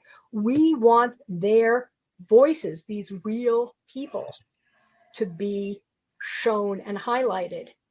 And then secondarily or thirdarily, because I think Palestine should be 1, 2, 3, and 4, but then fifthdarily, Arab American voices should be being much more centered in this movement. Jewish voices certainly are already, and I think that's fine. But again, when stuff comes down and what we need to do to humanize, they need to be refocusing a bit. There is a certain colonialism even in the anti-colonial movement, it seems sometimes. The best example that I can think of is I watched an interview with Norman Finkelstein on Black Power Media, where he was telling Dr. Gerald Ball that he had been canceled by people who were talking about the what Israel does in Palestine, because they wanted to put Palestinians on instead of him. And he was really much more knowledgeable on the subject than these Palestinians. And it was bad for the movement to center Palestinians instead of him. I would be really surprised if he did that. I hope that after the show sometime pass me some links or something that I can. But it was very jarring to see, and it was his opinion, and I get where he's coming from. I do. He's saying, I only want more information. Who are people going to listen to? Yeah.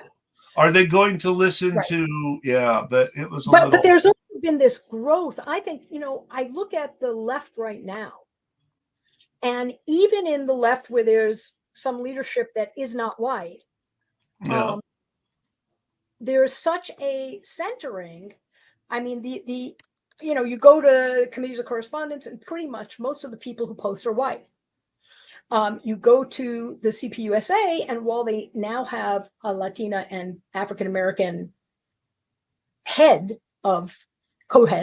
of the organization, you go to the first thing on Palestine, and what are they talking about? They're saying, although you really have to go softly on this, it's sensitive. Well, what do they mean? I know what they mean, because when I was active in Palestine in the late 70s and in Berkeley, we were trying to get the TAPNI initiative. Not so radical, Taxpayers for Peace in the Middle East. And what was being pushed? Talk about not very radical. A letter requesting that our money didn't go to new settlements. Okay? Not the most radical initiative, but it was the Jewish CP members who opposed this. I was a member at the time and representing them in the Palestine work. So this was in the Bay Area. This was ridiculous. Right? There are, part of what's going on, and they threatened politicians that they had supported for office. The Jewish comrades threatened politicians if they continued to support the TAPNI initiative, because Ron Dellums was getting pressure and he would not be reelected. I think that kind of action that we've had on Palestine, in a way that, my God, this wouldn't exist on anything else. So this is where we can't ignore the issues of Jewish issues around Palestine in the movement. It should be important to understand that there are a large number of Jewish Americans of a certain age. Bernie Sanders comes to mind most immediately for a variety of reasons. Bernie Sanders isn't. I'm squishing his. There are a large number of Jewish Americans of a certain age who see David Ben-Gurion as a socialist hero. Oh, I hope Bernie didn't say that. I didn't hear that. Of course, he wouldn't say it out loud. But I'm thinking of people like Bernie Sanders when I say that, because there is a lot of. And again, it's like you said, socialism only for Jewish people, but it's right. There was so much that was really believed to be left wing in certain segments of the American communist movement in the 1940s and 1950s about kibbutz culture and labor Yiddish clubs. At that time, the largest group was the CP, and there were Yiddish clubs that were active and stuff like that. And, getting support for that, it was very difficult. And even now, if you go to an event, they'll be quoting the Maki, they'll be quoting the Israeli Communist Party. Well, that's kind of fine, but the problem is they have quite a mixed history on the issue of colonialism. They often almost make the exploitation of Israeli Arabs separate from the Palestinian people's struggle, which is not agreed by the Palestinians, and almost like super exploitation instead of an anti-colonial struggle. Well, then you've got a couple of Trotskyist parties who have this idea. Well, the Israeli working class and the Palestinian working class need to come together and throw out the capitalists. Is that really realistic right now? Well, I wouldn't oppose that. I wouldn't oppose. No one would oppose that. Sure, that would be wonderful. But is that the pragmatic, realistic situation? Well, the issue is that right now there is a national liberation struggle, and that includes all segments of the nation, including the petty bourgeois. Yes. Now, hopefully, the leadership of that movement, I can hope will be people like the DFLP and the PFLP and the Palestinian People's Party. Will that necessarily happen because Renee wants it to? They don't. Well, exactly. I don't think Palestinian people care, and I don't think it's relevant. But the Palestinian people are going to do what they think right at the time. And then but I do think that it's very important that voice, the socialist voice within the Palestinian movement, be as uplifted. Much supported as possible. But we have to support the movement as a whole, and only when it has that united front and a single voice, which, while the PLO is still considered the sole legitimate representative of the Palestinian people, it doesn't have that. But I do think that there are a few good things that may come out of this absolute horror. One is like I said before, they came over it. They got out of Gaza. Nothing will be the same. Two is, I think that it will be very hard for the Abraham Accords going forward, which was basically a plan for the Middle East to get Arab reactionary governments, which never have been the friend of the Palestinians. And in some of the clearer groups, they have always identified their enemy as U.S. imperialism, Zionism, and Arab reaction. Let's never forget that it was the Hashemite kingdom that threw the PLO out in the 1970s. Well, and even Syria was very, when it existed and the Soviet Union existed, when all that stuff was in place, even then they were mixed. They would sometimes stand with them and sometimes stand against them. But the point is that it is not about that the Arabs should be doing something different. Yes, the Arab street is with them, the working people. But I think that as the socialist movement within Palestine is important, and it gives the voice to the working people. Yes. And I do think that there are some, but very few within Israel, not so much Maki as a whole or something, but not the Israeli Communist Party as a whole, but there are a growing number of people within Israel who fully understand their role as occupiers and are standing in solidarity with the movement. And that's very important to support. But the question of a progressive or socialist Palestine, that is one that may develop within a national movement. And our job is to support self-determination. That word has gone out of the left's vocabulary. I have been stunned to see all of the groups, we don't talk self-determination anymore. This is where the history that gets distracting is important. The Palestinians have been actively denied self-determination. It's important to understand, the context that I was originally going to start with was the end of World War I and the Great Arab Revolt. And the reason that was the case is because promises were made, hopes were raised, and when we're talking about national liberation, the Great Arab Revolt was one of the biggest national liberation movements in the history of the world at the time. It was imperfect. It was led by a religious figure who wanted to be a king, and you can't completely forget that. But at the same time, it was an active movement against the colonization of the Arab world by the larger quasi-European empire centered in Constantinople.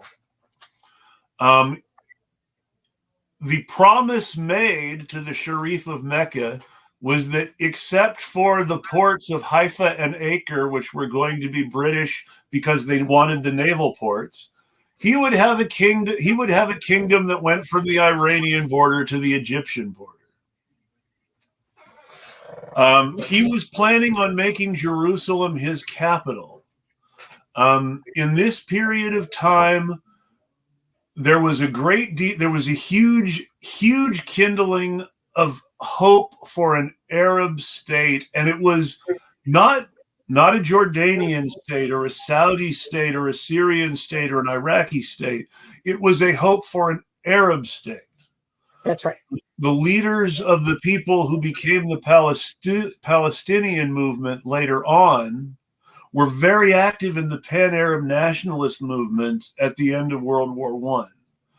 They were very, especially, and it's an obsolete term that nobody's heard of now, they were very interested in the idea of what was called Greater Syria, which would be a Syrian Arab state that would basically consist of Lebanon, Syria, Jordan, and what's now Israel. Jerusalem was going to be the capital. The man who would later become the first Grand Mufti of Jerusalem went to Syria to fight with King Faisal's army against the French.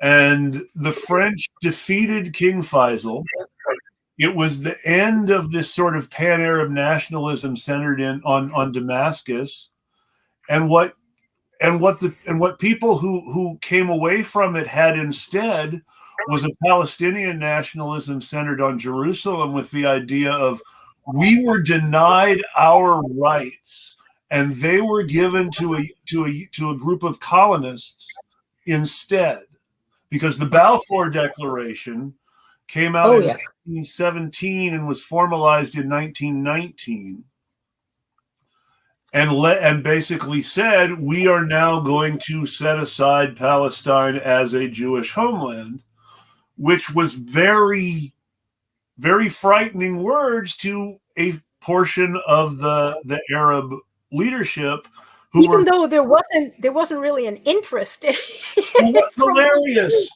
So I've read a lot of the history at the time, and you have Palestinian nationalists who included Christians, Muslims, and Jews, and you had Zionists that included Arabs, Arab Christian and Muslim families who believed that they would prosper economically by having more Jews in the country for a variety of reasons.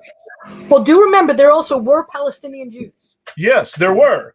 And there were Palestinian Jews on both sides of the Zionist question, and on the various sides of the disputes within Zionism.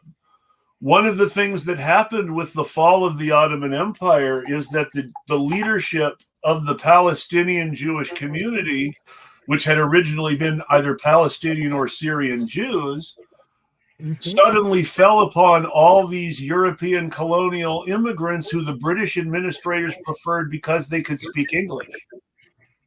Right. And it came simply down to the fact that these Russian and German Jews had appealed to British chauvinism enough by learning English that the British just put them in charge. It was almost that simple. And it was a big political change, because the hopes for a peaceful establishment of a Jewish homeland had very much been based on these Ottoman-era Mizrahi and Sephardi leaders who were now completely displaced by the Zionist organization.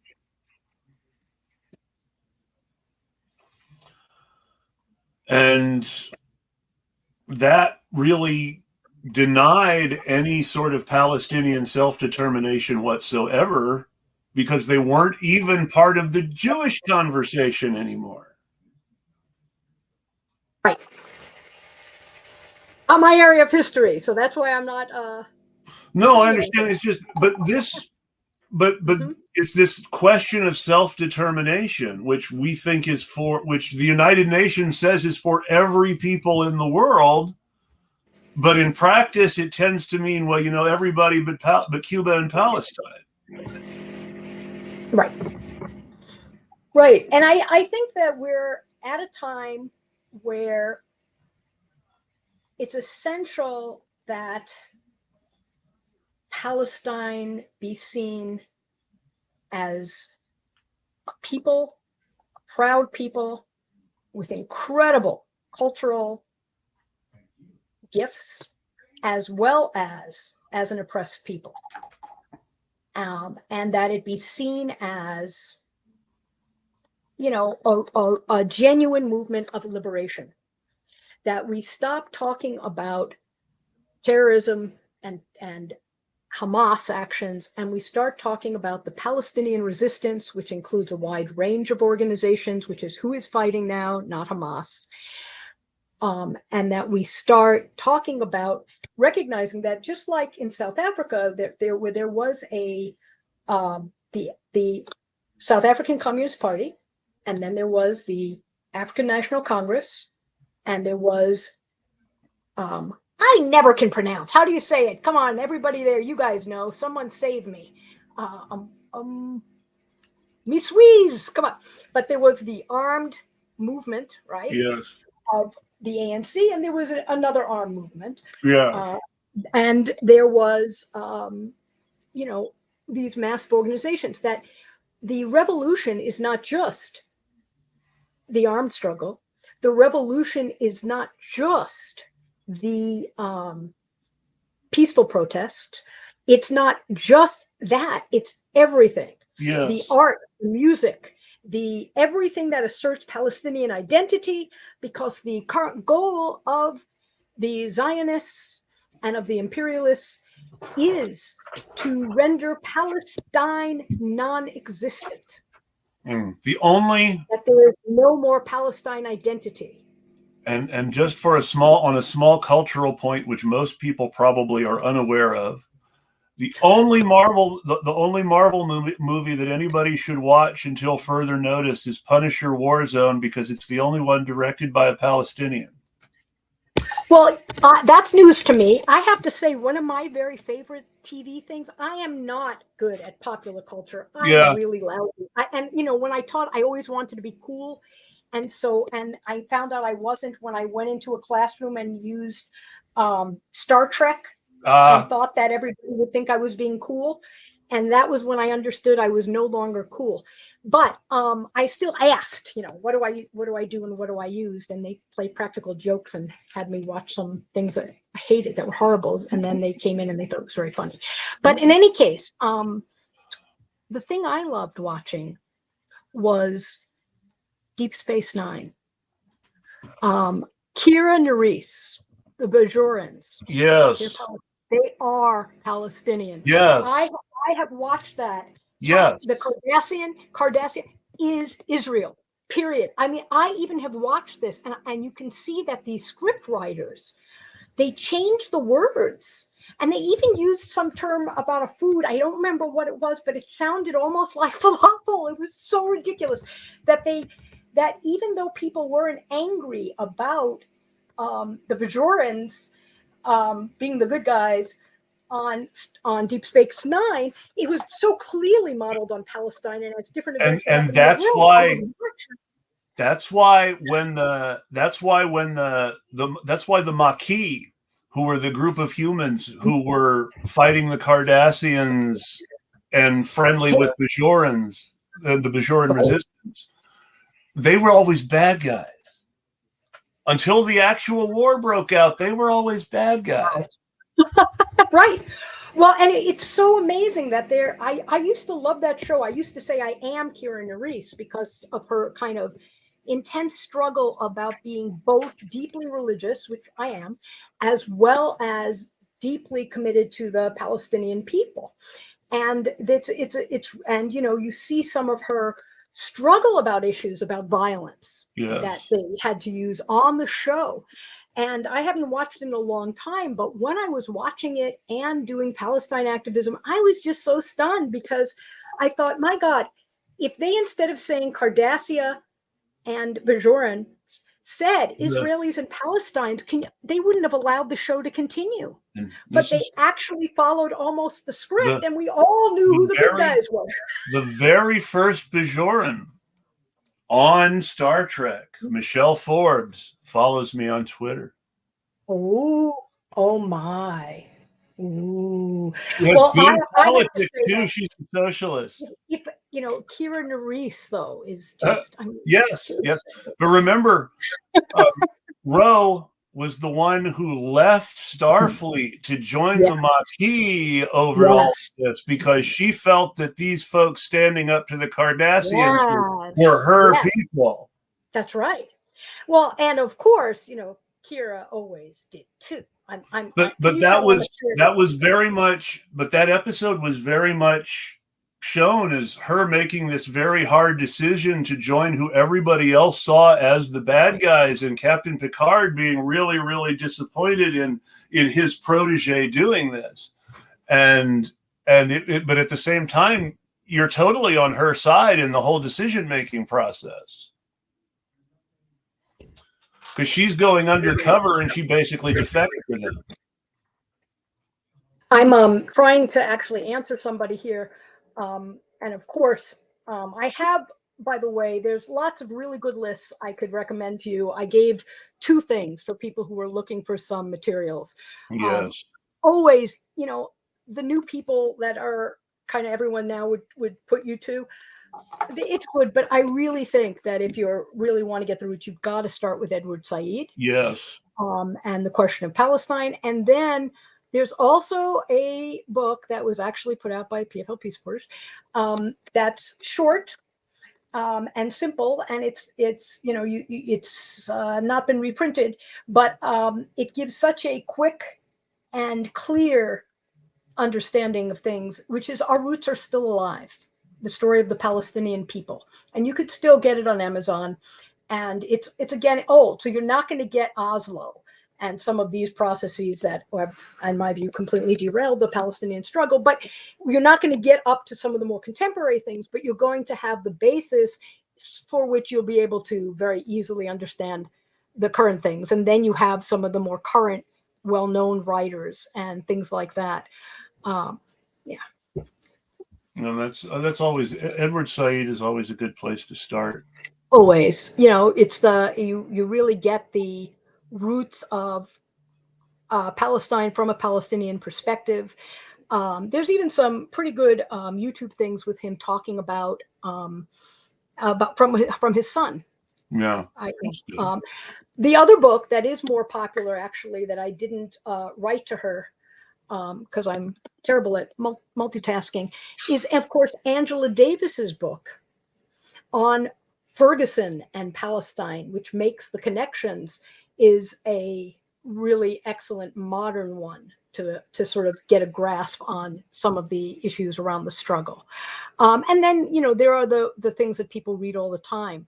But I'd also say, as far as news, where do you get your news is really important right now.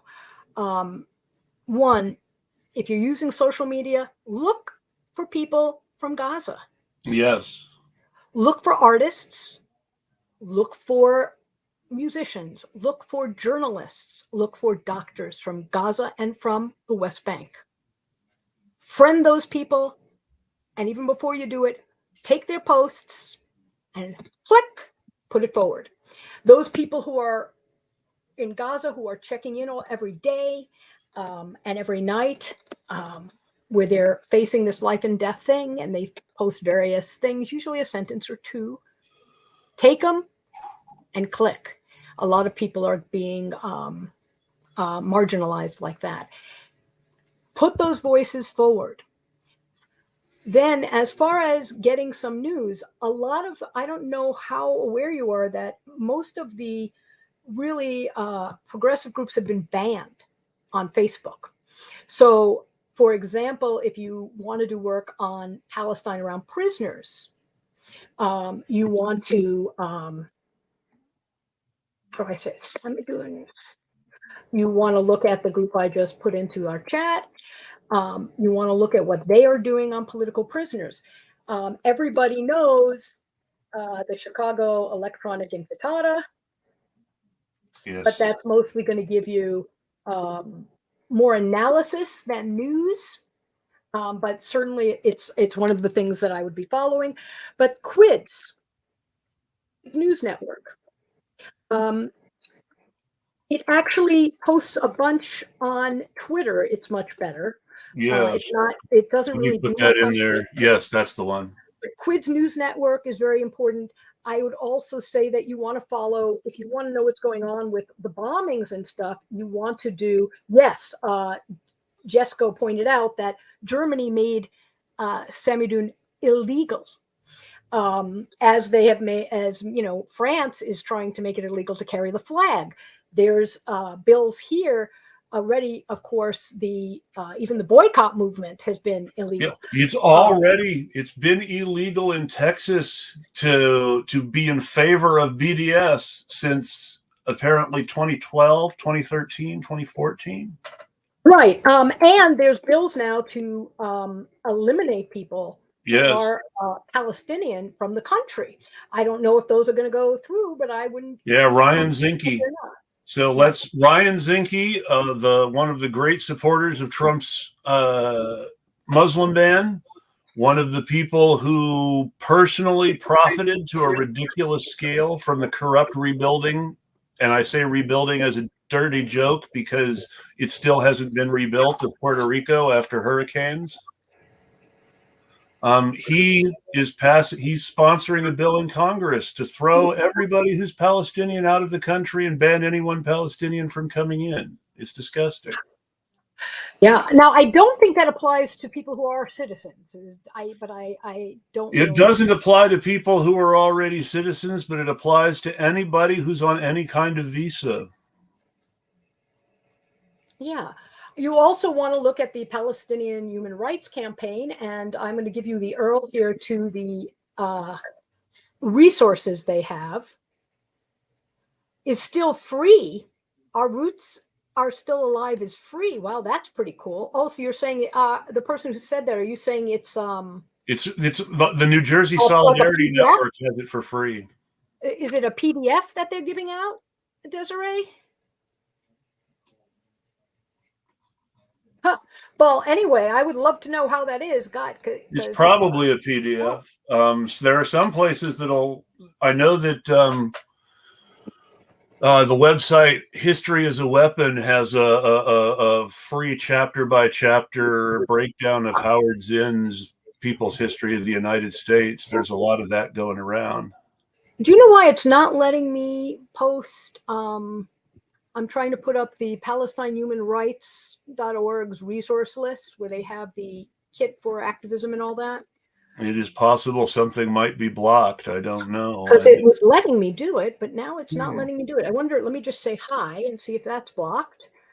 A lot of us have been having very interesting blocking things on Facebook. Oh, hi can be posted. Now, isn't that interesting? It's not letting me write this. So let's see. What if I put it up without this? Will it let me? No, it's going to not let me do it. So you want the USCPR.org/resources. The USPRC. I'm sorry. No, it's the USC, United States PR. Yeah. Let me just say that. Yep. .org. There you go. Hey, I let you do that. That's no fair. Okay, cool. But you've got them. They have a kit for doing some of these things and for doing teach-ins and things like that have different resources. A number of groups do. But I'd encourage you to use those from primarily groups that are oriented around Palestine. But certainly the Red Crescent have been wonderful for keeping up on just what's happening with the bombings and with any of that kind of thing. And the, goods has been very good. Oh, of course, what I do every day, and I tend to do it, is the Palestine Chronicle, where you can, you're going to have to put it in for me, PalestineChronicle.com. And they have an update, and it's very much from the different groups and the Palestinian organizations and stuff like that. And it will give you an update of what's happening in Palestine, the war, and all of that. Mondowise is a paper that is on the Palestinian issue. A lot of Palestinians who also are often on social media write on that and do that sort of thing. Yeah, but I would say just take normal people and artists and things like that and highlight their posts. You can always go and look at, I'm not really doing this to self-promote. You can always go and look at just who the people are that I'm sort of throwing out a lot, reposting and stuff, and see what might be possible there. Yes, Mondowise is quite good. And, Miriam Bahudi and people like that are posting there all the time, where you can get, Palestinian voices talking about this more. There are, in fact, some of the radical groups. If you look those up in particular, you can find them usually on Telegraph, because it's not being sort of publicized in quite that way. And so I'm not putting the link out here, but you can probably look up those organizations and get resources that way. And I do think that it's to really start looking at it as a liberation movement and a group of revolutionaries. Yes. as well as a people who need their freedom, is really the next step that this movement needs to take if it's going to be able to make a difference. And it's where we're going to be challenged, I think, very sharply very soon. Yeah, I have to agree with that, and I would echo what Renee is saying. We definitely want to follow and share and uplift Palestinian voices, and just the most important thing right now is for people to understand. Yes, it's a revolutionary movement.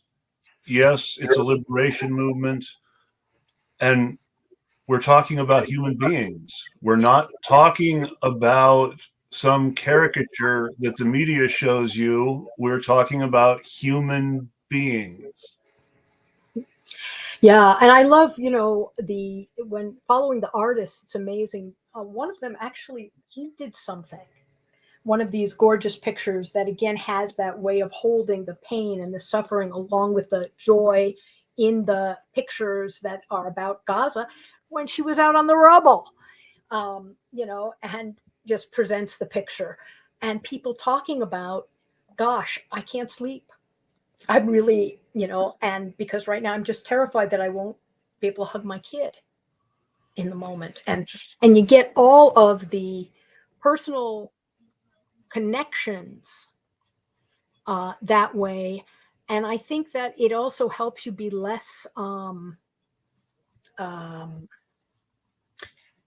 I think it helps you be less traumatized. I mean, many of us, we're not in Gaza. We do not have a basis to be quite as traumatized by this, but we're human. And of course we will be. And we're not used to seeing this degree of destruction. And it will hook into anything we have from our own histories of suffering, of course. But when we see these people and connect to them and it's real, and they want it, because one of the main things they've been passing around is this idea of, I am not a number, make sure my story continues. And when people die, one of the things that is typically said, may they live on through you, in Arabic, of course, which other than marhaba I have lost all of. But may they live on through you, may you tell their story continue. So that I think that passing on of their stories and our living it day by day has an impact. And it has an impact on the press. It has an impact on politicians because, like I said, we've never been in a situation like that. Usually, progressives and left and anti-war people talk to each other. But we're talking to people who are living in the midst of the most horrific conditions and who are talking to us and with us. And we're able to be there and offer support. Just don't say, how are you? Or are you fine? Or are you okay? They're not okay. They're not fine. But you can ask, are you alive? I'm glad you're alive. That it's inspiring for the movement. May this end soon. You can say all those kind of things. Don't say things that kind of like show that you're sitting in your living room comfortable and not aware of the discrepancy going on here. So I do think that doing that, we can make a very big difference and make this into a movement that is about real people who are living under extraordinarily horrendous conditions and rising like we're capable of as human beings to having a kind of care and humanity despite it. I remember there's a part of a song about El Salvador from the 80s where they say that in the morning the locals say, we're glad you've lived another day. Mm-hmm. Not how are you, hello, good morning, great to see you. We're glad you lived another day. Yeah. Yeah. Yeah. And it is horrible, that it does feel is something when you see that every day from the people. I wake up every day and I kind of am checking on about 20 people to see how they are. Yeah. Um, and I go to bed at night worried. and stuff like that. And that's okay. It makes it real. It means that we're human beings, that we're not allowing a society that is so dehumanizing to dehumanize us, that we're not even letting, claims of people being dehumanized by it and acting out dehumanize us, that we're keeping to being a real person. And yes, Desiree, getting the message out, both of those things. Yeah. And when you're dehumanizing those out groups, what you're really doing is you're taking your own humanity and putting it in a box for those out groups. And you're not actually dehumanizing them, you're dehumanizing yourself. You're taking your humanity away from yourself. Well, I think of Frantz Fanon, in Yeah. his works where he's talking as a psychiatrist who is, dealing with the people of Algiers, and he's dealing with people who are colonizer and colonized. Yep. And what he calls for is a new humanity. Yeah. That being in that relationship distorts everyone's humanity. And but that the only, now he gets a little cynical there. There's a kind of tradition of Arab existentialism and Black existentialism that at times can go to this tragedy realm too much, and where they basically would say that until there's a revolution, I can't do any good work with people. I don't think that's true. I do think a lot of the ways in which we're taught to do psychotherapy, that's true. That would be true because we're told to sort of, how do you deal? Everything has to go back to the abuse of your parents. Well, I am sure child abuse exists in Palestine too, but when you're dealing with the bombing, it's not hooking that. Well, it's not going back to that. It's going to the history of Palestine, and their family is the protection. At the same time, is bombing a city of children not the purest form of child abuse? Right.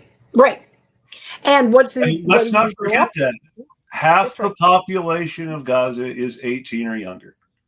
And having this experience, many of them, more than once, and the older you get, the more times of this kind of terrible dehumanization. How do you be a full human being? And so I think that things like the people doing art as an act of resistance is very powerful, very powerful. And people doing music as an act of resistance, because it is that ability. Because how do you resist trauma? What's the problem with trauma? To sort of be in a just psych mode for a moment. It's that you are experiencing yourself as if the most horrible thing that's ever happened is happening right now. And you're not just thinking about it, but your entire body, right? Your muscles are experiencing it as it's right now. So what if in that experience, there's also, though, the experience of being held and loved, the experience of the people protesting around the world, the experience of you as being able to do these just little creative things, create an art, throwing a stone. I mean, frankly, Palestinians throwing stones against the big army, it's really not going to do much. It may occasionally hit someone in an eye and do something, but other than that, it's not. But what is it? It's an assertion of Palestinian identity and existence apart from or also with the trauma, so that the story of being a Palestinian isn't going to become what it's become for Zionist Jews. That the story of the horror and the trauma does not take over our personal narrative. It's there, it's real. We're not saying there's no historical precedent, but it becomes embraced within a context that takes it all in and allows your very being to rise up and not be completely destroyed and limited by the trauma, which is a victory for the oppressors. I think that's a good place to end it, folks. I don't really have anything to add. I want to thank you for joining us, Thank Renee. you. I Thank you much. appreciate it. I want to Great. thank everybody who joined us in the chat, and I hope everybody has a great week. Great. Thank you so much. It's really my pleasure. Take care. Bye-bye.